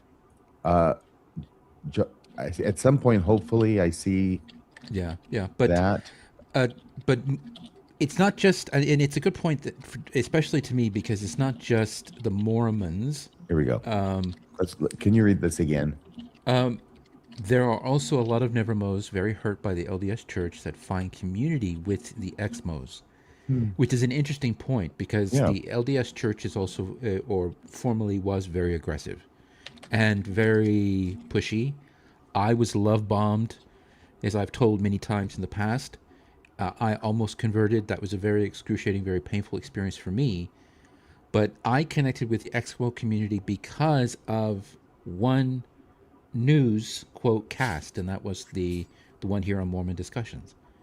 But if you listen to Mormon Discussions, then you have a particular set of views that are given by RFM and Rebecca and by Bill. And then you have Megan, who has her own commentary. And I'm certain that John, if he were to start doing news on a regular basis, that he would have his own commentary. So that it would have a cumulative effect. Let me say this. But just a moment, Tim. Just a moment. Hang on a second, Tim. Hang on. It will have a cumulative effect on the ex-Mo community. It will create windows of opportunities for people who want to leave the church to leave the church. And I think that's very, very important. But I do not believe that it will have an outstanding effect on the church itself. Just as Dave has repeatedly pointed out, the church will make token changes, but the net result is that the church will always be on the defensive position or coming from a defensive position in regards to independent voices like John DeLynn, which is why maybe that's what the lawsuit is. It's a response to what the perceived damage that he's done to the church. When in reality, all he's done is say, this is my experience. This is what broke my shelf. Mm-hmm. And people say that same thing happened to me. And there are others who have fled high demand, high control religions, like myself, who had very similar experiences. I think that's important. So the more the merrier, in my view. And among other things, by the way, which President Oaks may not have forgotten, is that John is the guy who leaked the the policy of exclusion back in 2015. That was a big deal. And I bet That was him? People, yeah. Because it made the news before the church made an announcement. That was John. They never made an announcement. They would never have made an announcement. It was a stealth operation, except that on November 5th, somebody on the inside leaked it to John and he made it public. Everything else was back and filled by the church. Now, Tim, what did you have to say? We do need more podcasters, but a lot of people are doing it not the best way. See, one of the things I wanted to do at Sunstone that they rejected was have a workshop on podcasting. Wait a second. Sunstone rejected this idea? Yes, they only accepted one of my 3 proposals. You had 3 proposals, and you're grousing about having one rejected. Tell us about the one that got rejected. Well, one was a workshop for podcasters showing people the best way to approach Mormons to get them to think about what's going on, because a lot of us, myself included, attack, and that's not the best way. And the words we use, like shelf, they don't really relate to some of these words. There's words that we can use that will resonate more with them than the way we do things sometimes. Anyway, I come up with this big idea and was working on it. And they said no go. They said no go. Okay, what about the other 2, by the way? Did the other 2 get accepted? No, they rejected my idea about where the church is going. They didn't like that. And the only one that we're doing is we're going to do a panel of podcasters, and we're inviting any Mormon or ex-Mormon podcaster who wants to join our panel. Please contact me or Gene Judson, and we want to know who wants to be on the panel. So what is it about? What's this panel going to be about, Tim? We want where it's going. We've invited going, where it's going and how it's handling. Like we've invited Steve Pinecker. I don't know if Steve's accepted yet or not. And Megan's going to be there. And Megan or Megan? See them, you know, I can see why they would reject your idea about how to speak to people, because you're kind of counter evangelizing, right? To an extent, or teaching people how to counter evangelize. And that could be something that, they're like, we're just trying to be Sunstone. We don't necessarily need to do something about that. So what that might be is good content for you to do. I'm going to do it. Like a how-to either podcast or video. Yes. And, if you're going to do that, my suggestion would also be like have a technical section where you discuss like good introductory mics and how to, how to work with them, because there are very budget options where you can get started for like $35. I mean, that's what I do already. I just use my phone and this cable that goes my, mic and headphones that plug into my phone. Yeah. That's what I use. Yeah. Right. Well, you telling people about doing that who are in that space looking for that information is helpful, and it helps condense that into one place. And Diamond Dave, you're good too with like trying to tell people about tech, but you're coming mostly from a gaming space. Well, so here's the thing. I come from a content creation space, and a lot of gaming is like face value entertainment, right? And like connecting with people. So can you hear that in the background? Yes. Okay. Sorry. There's like a semi truck or garbage truck or something. It sounds like somebody needed to call the police. Oh yeah. But that's what I do. I actually have a social media consulting business, and I've worked with a couple ex-Mo podcasters already to overhaul their YouTube and to like teach them how to market and how to do thumbnails and things like that. Because one thing that is universal on YouTube, and this is something that's big in the gaming space because it's so competitive, is you need to have good thumbnails, you need to have good titles, and you need to have like good hashtags and things like that. And that's what my business is. Tags. Yeah. Like it's the whole thing. So like I've overhauled all that. Let me mute until this goes away.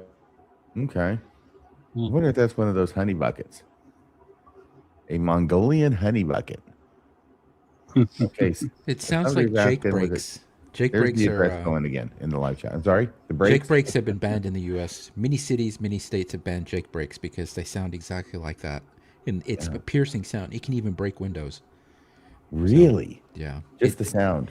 It's a series of discs that squeeze the axle like so you end up with this whistling sound. That's awful. No, Wow. take it off Brett's because. Hey, Guy McDude, I can hear you loud and clear. It's like you're next door. Excellent. Yeah, I'm kind of going through spotty things here as I'm driving down the freeway to Salt Lake City. So going to the promised land. Well, be careful. Beware of Danites. I'm serious. I want you to be very careful out there, okay? Let's be extra careful out there. Now, what is going on in your mind? What are your thoughts about what we've been talking about or anything else, Guy McDude?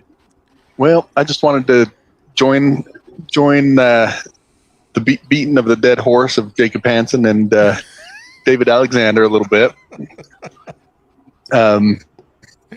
So, and I'll do it by relating a mission story that I have. So, we would always track into either lifelong pastors who had gone to the seminary and studied and preached professionally. Where is this guy? Oh, this is in South America, so Paraguay. Okay. And you could always tell people that were, seasoned Christians that were doing the work and had read the Bible and knew their scriptures and knew their Christianity.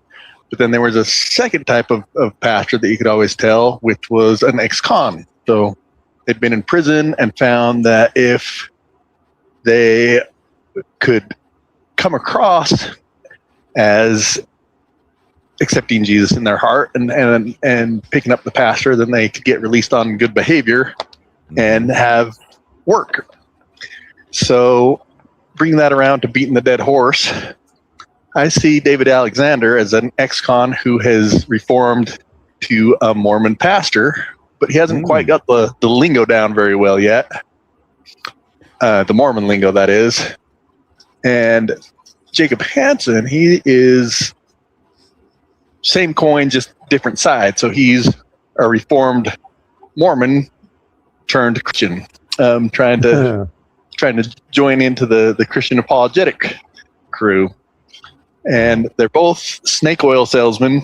They both know it, and they're both trying to hide under the different side of their own coin, if that makes sense. So that's my 2 bits on that, and just wanted to get some kicks in on the horse while it was here good for kicking. Cool. The metaphor was going great with 2 sides of a coin and 2 bits, but then you had to go to kicking the horse again. We got decidedly mixed. I like it, though. I like those ideas. What are your thoughts? Anybody else about what Guy said? I agree. Okay. Well, I guess that has it. The yeas have it, Guy. The voting has been unanimous.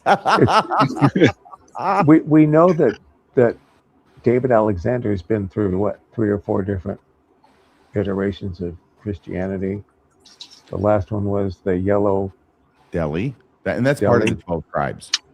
Cool. The Yellow Deli is it's the restaurant thing that they do, that the 12 tribes do. It's their way of making income, I think.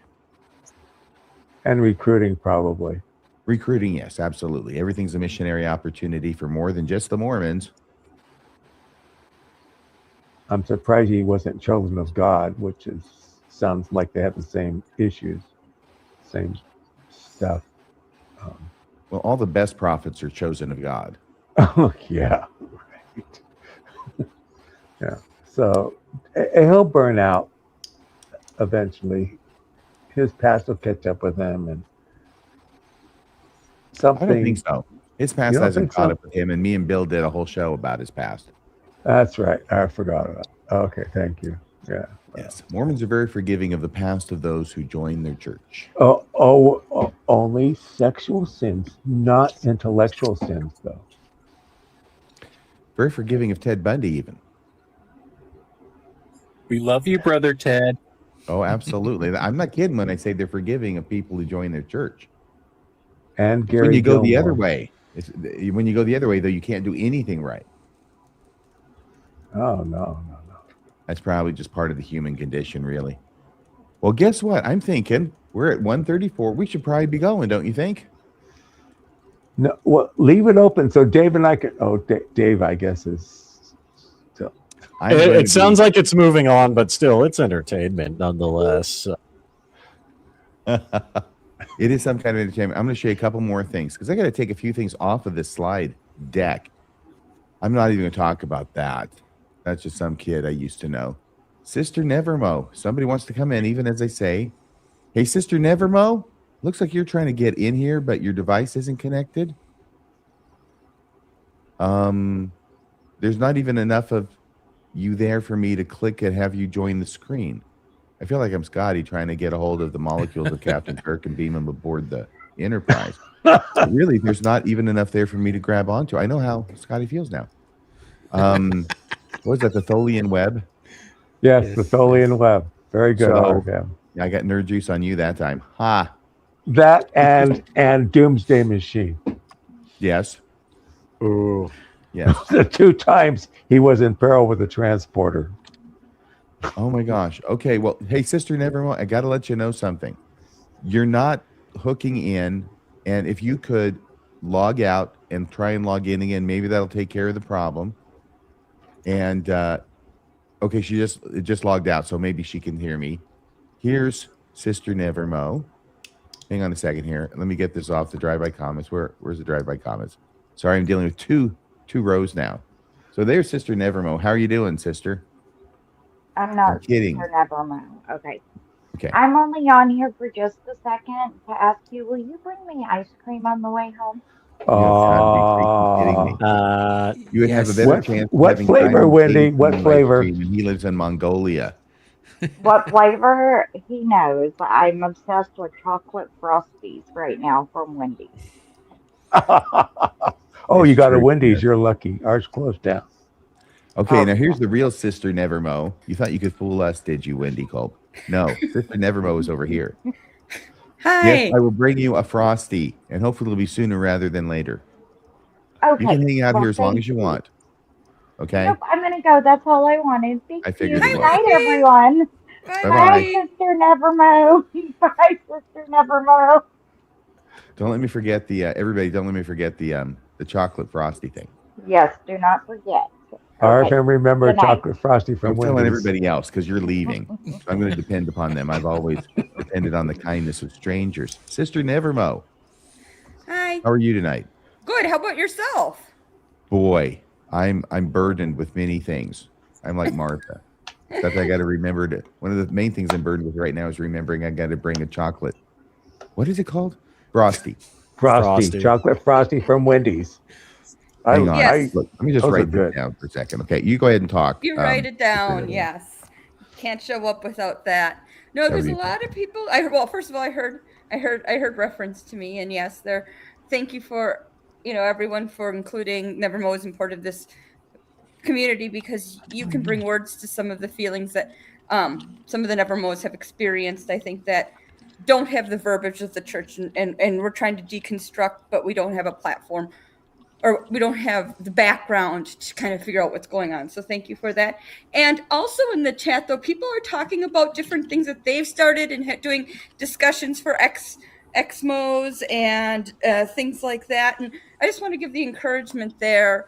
As we're talking about the different podcasts and different platforms people are using to educate and build community. And way to go, everyone who is putting themselves out there. I think that's just really admirable, and it's not easy. I mean, I think Radio Free Mormon, you make it look so easy, but it's a lot of work, and we recognize that.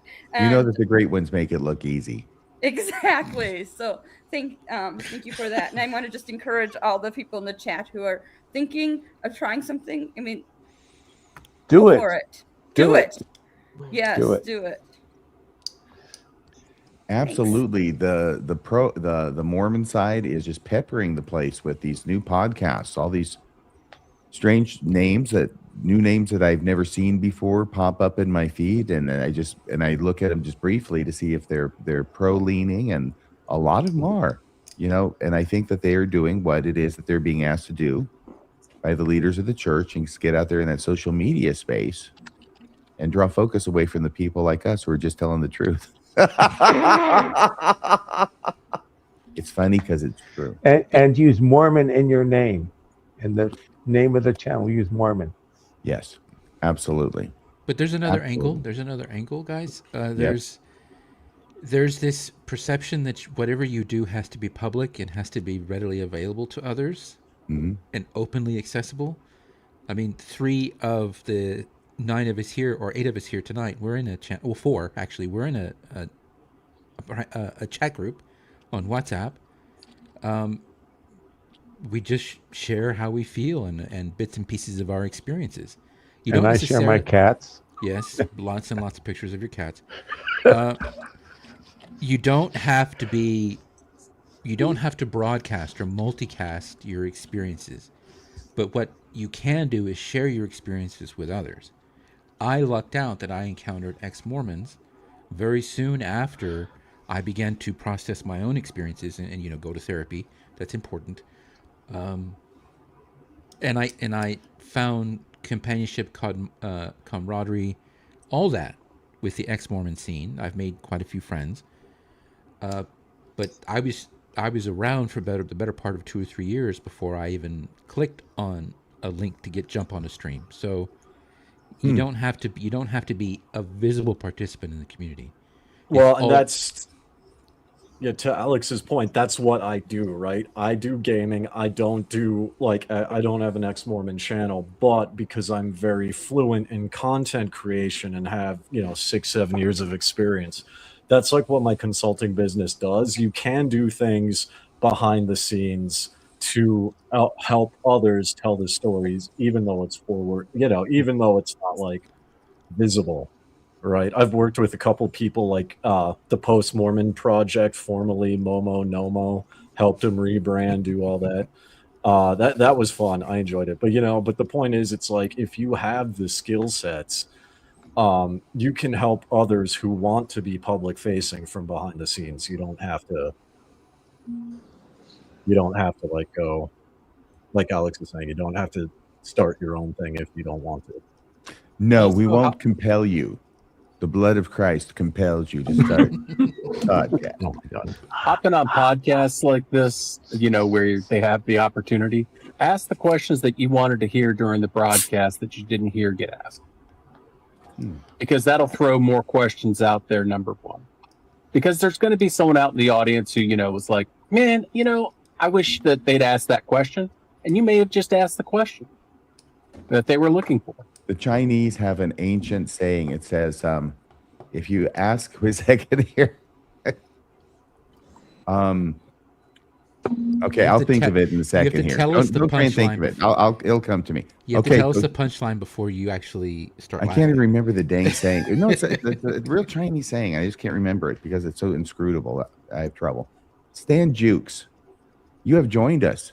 Yes, sir. You're here for the Landon Brophy lookalike contest. That's funny. Yeah, I'm saying, that may be the secret identity that Landon Brophy walks around as, and how he's able to walk out in the mortal world and not be busted by the church for how many years? Yeah, several. Rebecca Bidley 7 years. She won't be able to keep her hands off you. Yeah, let me grab Rebecca. No, I'm just kidding.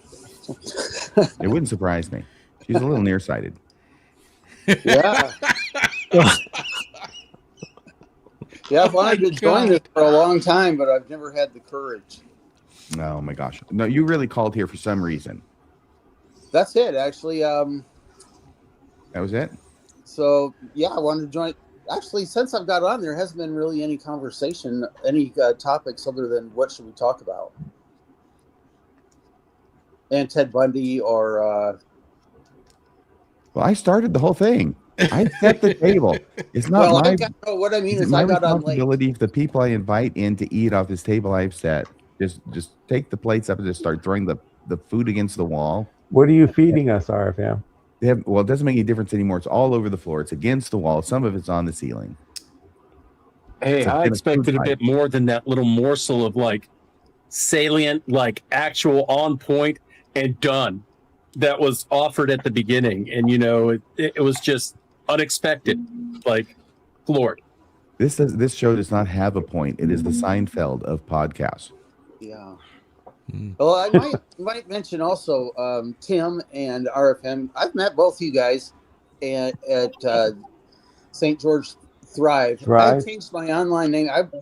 My real name is Stephen Alma Stansfield, but I decided I didn't want to put that out there to the online universe anymore, so I changed. That's a wise decision. Yeah, you kind of just did though. Well, nobody's gonna watch this after today, I think. Oh yeah, right. Surprised. Really? And there's Jay. Yeah. The first, I mean, the first night on, presidency. and you stab RFM in the eyeball. If it makes you Way feel to any make a better, I am friend. monitored regularly by the SCMC. Jay, Moon Unit, how are you doing? Hey, pretty good. It is hard to hear you. I can hear you a little bit. I'm pretty close to it. Hey, RFM, is there a reason why you haven't had a documentary? Yeah, apparently I'm not famous enough yet. I tried to sell one to CBS once in the middle of a big criminal case I was defending, but they didn't. Really? They didn't want it. Nothing happened. Jay, it sounds like you're talking through a tube. Yeah, I kind of am. I think a good idea would be to get a documentary. Clean his microphone. Jay, it's your microphone. We can't understand you.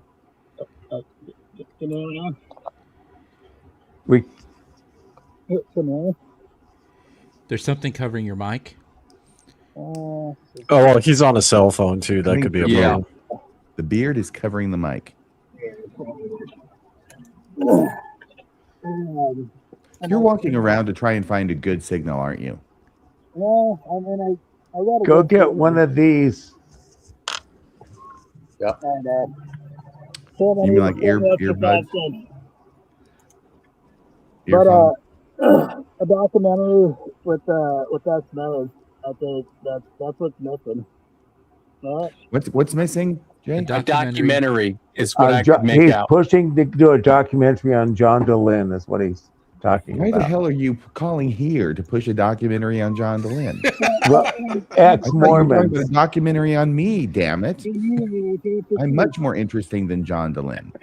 There can be 2 documentaries. Well, you have an upcoming movie premiere. Well, I do. That's true. And frankly, I steal the whole show. Jay, we can't. Jay, I think God is striking you dumb. We're having an Alma moment with Jay. We can't understand you, Jay. I can't hear him at all. God does not want him to talk about this documentary with John DeLynn idea. RFM, do you do any legal work anymore? Yes, Yeah. a little. Yeah. Nothing it's no representation of anybody who has criminal charges against them. Yeah. Okay. It would be post-conviction relief, basically. How are you with intellectual property? Like, do you have any experience? I think he almost failed that class. Yeah, that was the one I almost failed. That's I'm why I kind of tell everyone, curious. when I'm telling any comments or any commentary or opinion about this whole John DeLynn lawsuit, I always tell everybody, look, I'm the guy who almost failed that course. I did pass it, and that was the important thing, but I came this close. It was one of the 2 that I almost failed. I'm kind of curious. How are you asking for a friend? How are you with the non-disclosure agreements? Fine. I might have to ping you. What does that mean? I'll ping you. He's looking maybe for you to possibly draft up a friend. No. Sorry, a friend may need an NDA either read through or potentially drafted or. Well, I've never drafted one or read through one. I thought you just sort of meant as in principle. Okay. I'm just curious. Okay, yeah, because you pay for them. Sort of Yeah, like a transaction. it's more of a thing where, hypothetically speaking, a friend, who shall remain nameless, may be under an NDA and just seeking guidance. Oh, they That's want a all. blab. Potentially, They want to based talk, and they're on wondering if based it'll on violate the terms of their NDA. observations. Yeah, I think they should be Potential. very, very careful. It's who said it was about me, Mr. RFM? I'm just saying. Oh, I didn't say it was about you. Okay. What is it? The guilty run when no one pursueth. So it is you, is it, Diamond? It doesn't make any difference who it is. I'm happy to look at it, but anything I say about it, I would not recommend you rely on. Yeah. But I'm I'll gonna be still very charge $250 an hour to do it. Yeah, I thought you were $350. That's $250, not $1,000. Damn it, $300 an hour. You're What the hell? As long as I'm not going to charge you anyway, let's make it $500 an hour. So, RFM, can I ask you kind of a I don't know, it's kind of a personal question, maybe. You may ask. When you were in as an apologist, earlier in the discussion, we were talking about what was Jacob Hansen's perhaps hopes in moving up the ranks of the church. Did you have specific hopes for how high you wanted to get in the church, or were you kind of gunning for a certain role, or not really? No. Okay, Nope, not thank at you. all. Not at all. I just wanted to represent the truth that I had been lucky enough to find. And it just excited me. I was so enthusiastic and filled with the Spirit. I had spiritual experiences out the wazoo, literally. Okay, not literally. But it was amazing. It was an incredible time. It was a heady time to have the truth and to be able to research it and read about it and defend it. And I was thrilled to do it. And if they had YouTube back then, I would have been giving Jacob a run for his money. So I did not want to become anything as a result of it. I just wanted to be able to actually, I was frustrated because the leaders of the church were not wanting people to debate back then. I'm trying to debate. I want to debate Christian ministers, and there was one in particular there at the Hillcrest. Was it Church of Christ? I think it was the Church of Christ. It could have been the Baptist Church. But I'm trying to remember his name, but it's not coming to me right now. Robert Lacoste. And he was willing to, but the church didn't want me to. It's like all they want you to do is go up there and give the missionary discussions. They don't want you to debate or talk. That was the situation at the time where I lived. We're talking about Austin in the late 1980s. So I did not want to become anything. The only aspiration that I had at the time was that after this time had come when I had retired, that I and my wife, which would have been my first wife, would be called to be a mission. I'd be called to be mission president. Mm-hmm. And she could You come and along. Jack Welch. I'm sorry? You and Jack Welch. Now, Jack Welch, was he ever mission president? I don't think so. I know he was, when I worked with him, he was gunning for GA. I know that for a fact. Oh, I see. Yeah, I never had any aspirations to do that or be that. I just wanted to defend the faith. Call me Henry VIII. Does that answer your question, Sister Nevermo? Yeah, so really it sounds like your intentions were very maybe altruistic or pure in the from the belief standpoint that you had at the time, but it wasn't to move up the ranks. Correct. Or it wasn't it was without an agenda other than sharing with people this great gift you felt you had. Yes. Am I saying that? Yes. Okay. That's exactly correct. And by the way, I'm going to come to another slide, and then we're probably going to end up here or close up here real soon. I'm going through all these other things. It's amazing. I'm glad that the conversation carries us through all these other things so we don't have to use I don't want to say crutches, but the other audiovisual stuff. I'm flicking RFM. through them below. Yes? Hey, RFM. One quick thing before you change it on to, can I just add just one quick thing? And I grew up in Michigan, and when we built a little branch while we were there, and we were proud of our unique beliefs. And when I was a little boy, I remember we went on vacation in Missouri or Nauvoo and all that, and I remember telling the kids in my class, "Hey, we're going on a vacation. We're going back to where Adam and Eve were, and all this." And I was proclaiming that, like, yes, we have the truth here. Mm-hmm. And the church has gotten so far away from the truth as they used to proclaim it. Mm-hmm. And you know, I don't think the church would know the truth if it hit them in the face. Or if it came up and bit him in the ass. Yeah, I mean, and dating myself, this was back in the 70s when I was, you know, a little kid and stuff, and it just, to me, just, it's such bullshit anymore. But I remember back in the day when I really believed in it.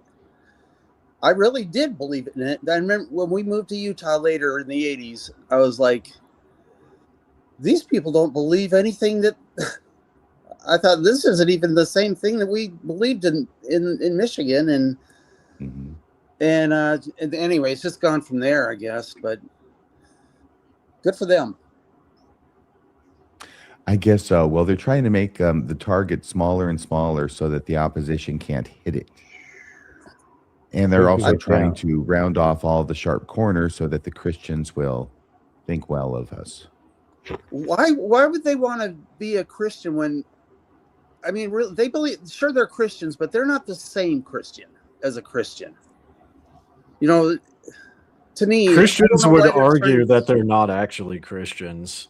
Because I go on Christian podcasts, and like a Mormon debated, Robert Gurr debated Bill Reel on a Christian podcast, and if you look at like what Christians were saying in the comments, they were destroying the Mormon guy all the way down. Yeah, absolutely. Well, the only reason is it's the only religion that most of the converts to Mormonism come out of evangelical or fundamentalist Christianity. All the ones in Africa, that's where they're coming from. Yeah. And Mormonism, Philippines. What Mormonism offers them that's not offered in their faith is the whole concept of, one, you can be with your family forever. Although there's nothing in their faith that denies that. But these are the offerings that the Mormons think they're giving us: eternal family, potential eternal progression, depending on when you're speaking to the Mormons. You know, the concept is basically God was a slob like one of us. You could get there too. You just need to get with the right program. And the ultimate black and white truth. And it's very easy to fall into that black and white binary thinking pattern because you're making less decisions that way, because it's either right or wrong. And you don't have to worry about the nuance of the subtle grays between the black and white scale. But there's another black and white that I think needs to be addressed, is Mormons are Christian. However, they are not Nicene Christians. An overwhelming majority of Christians on earth today are Nicene, or they come from the Nicene tradition, which is the Trinity. The Trinity, which is it's defined in different ways, but essentially God the Father and the Son. Whereas Mormons have a different belief when it comes to the Godhead. They don't call it the Trinity; they call it the Godhead. So I think we need to accept as a group that yes, Mormons are Christian. They're just a different Christian tradition. And leave it at that. Move on to other things. Talk about the features of the Godhead. Talk about the differences between the Trinity and the Godhead. Talk about the eternal family and the outer darkness and the spiritual prison. Whatever it is, the pieces on the game board. It's like a game of Monopoly. Every single one of those addresses you have to pass through to get from Earth to heaven. That those are points on the game board of life that Mormons are loath to talk about, because when Mormons talk about them, they don't really know how to frame them properly when they to a Nicene Christian.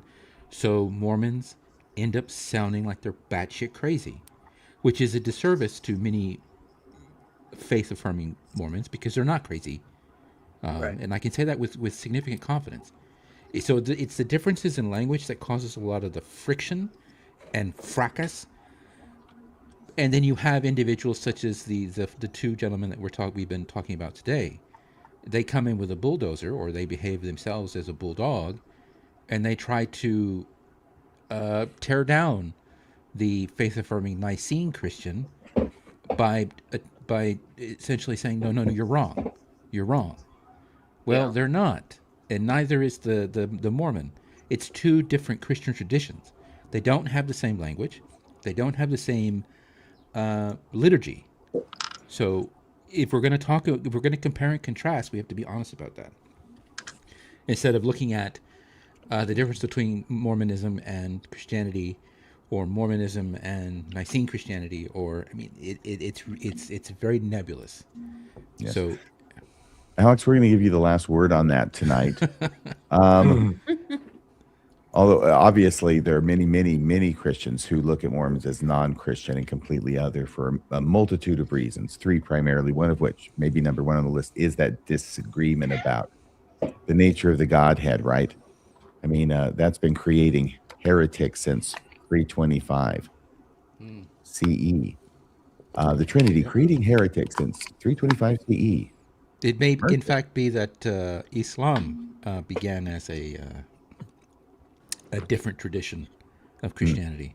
Yes, it is. I mean, it's interesting to think about. It just depends on how you define it. Yeah. And obviously there are people who are less charitable in their definition than others. Indeed. So this is what's going to be on tomorrow. I haven't recorded it yet. I'm planning on coming into the office tomorrow. The office/studio. It's really now studio. Coming into the studio tomorrow morning to record this. It's ready to go. I've been working hard on the slides and on the research. It's called They're Still Using My Research. Oh, no. Oh, boy. Now, this is going to be a little bit different. It's not stealing my research. Jonah Barnes is still a thief, and he still stole my research, by which I mean he used it in toto without giving me any credit at all. This is not a situation of not giving me credit. This is, they're still using my research. It's a remarkable story. It spans from 1993 and even before that up until March of this year. And are you talking about the paper you wrote for Farms? No, I'm not even going to tell you what I'm talking about at this point. Okay. Well, I'm so sorry. Let me not be so harsh to you, Tim. That's fine. Yes, I am. One of them. I've read it. I've read it. Yes, I am. I've read the couple of ones you wrote. Well, thank you. You see, you're a fan and you're a dear heart, and I appreciate you. It's like listening to a married couple sometimes with you. Yeah, couple. I'm sorry. No. Yeah. So actually, it does. It does. And the only reason I went like that was only because I was thinking I don't want to go too much into it because I want to leave something for the show and for everybody to watch. But I thought, why? That's no big deal. Yes, it is about one of those that I wrote. Are you going to feature this Keystone guy? Am I going to what with him? Are you going to feature the Keystone guy? I don't know his name. I'm not really. His name is David Schnell, Mock Schnell. Is that really his name? Yeah, his name's David Schnell. So I call him Mock Schnell. Okay. David Schnell, Mock Schnell. You don't get that. Schnell is German for fast. Or go fast. Mock Schnell or Schnell. Mock Schnell is go fast. Hurry it up. So he's David Schnell, and then I add Mock Schnell. Yes. Watch Das Boot. Das Boot. Oh, were they saying that a lot in that show? I'll bet they yes. were. Really? Yes. You want to make a lot of Schnell when you're on the yes, submarine. they were. Yes. Okay. As we close RFM, you have one duty left this evening. Do you remember what that is? Thank you so much, because I'd forgotten and I turned the page. I turned the page from the let's see, the strawberry Slurpee chocolate at 7-Eleven. Chocolate. Okay, wait, chocolate, Slurpee, chocolate. Okay, but it's at Wendy's. Chocolate Frosties. It's whatever they have at Wendy's, right? It's called a Frosty. Chocolate. Yeah, it's a Frosty. Okay, thank you very much.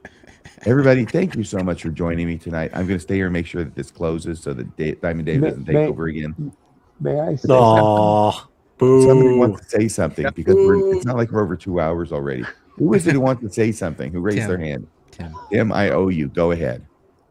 I think everybody should go to the news stories on YouTube about the Bakersfield Temple, because when they reported on it, they said the Church of Jesus Christ, and they left out Latter-day Saints. And every single comment in there is by Mormons who are so upset they didn't include Latter-day Saints in these guys. That's these guys. Do they stay up at night looking for things to be offended by?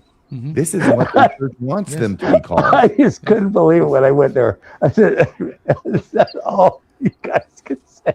It was to me. It was hilarious. Understand when it was the other way around, right? And they call them the Church of the Latter-day Saints. They actually church had for several years back in the 1830s, but it hasn't been that way since 1838. I can understand and have been able to understand if you call it the Church of the Latter-day Saints and you leave out Jesus Christ. Yeah, I get it. But calling them the Church of Jesus Christ and complaining that they left off the end of Latter-day Saints is crazy to me. It is. It is. Anyway, just for shits and grins and giggles, go look and then read the comments. It's just kind of funny. I will do that. Everything is persecution. All right, Brother RFN, if you'll do the convocation, we can close this and you can get on your way to getting that Frosty to Wendy. Yes. Thank you for that additional reminder. Yeah, Wendy, we reminded him, so he has no excuse now. Mrs. RFM is waiting. Yeah. It's going to be the unpardonable sin when I forget, isn't it? That's right. That's right. You're going to be in more trouble. Oh, well. Mrs. RFM. If RFM does not get her that Frosty, that means I take over the show permanently. Okay. Is what that means. The last photo of me will be me sitting in my tux on the edge of a coffin. Okay. Little Mountain Meadows humor. There's not a lot of that in the world. Okay, here we go. I'm trying the outro. If everything works, I will see you later. And I hope you have a great weekend. Thank you, RFM. Everybody. Yep. All right. Bye-bye. Goodbye, everybody. Bye.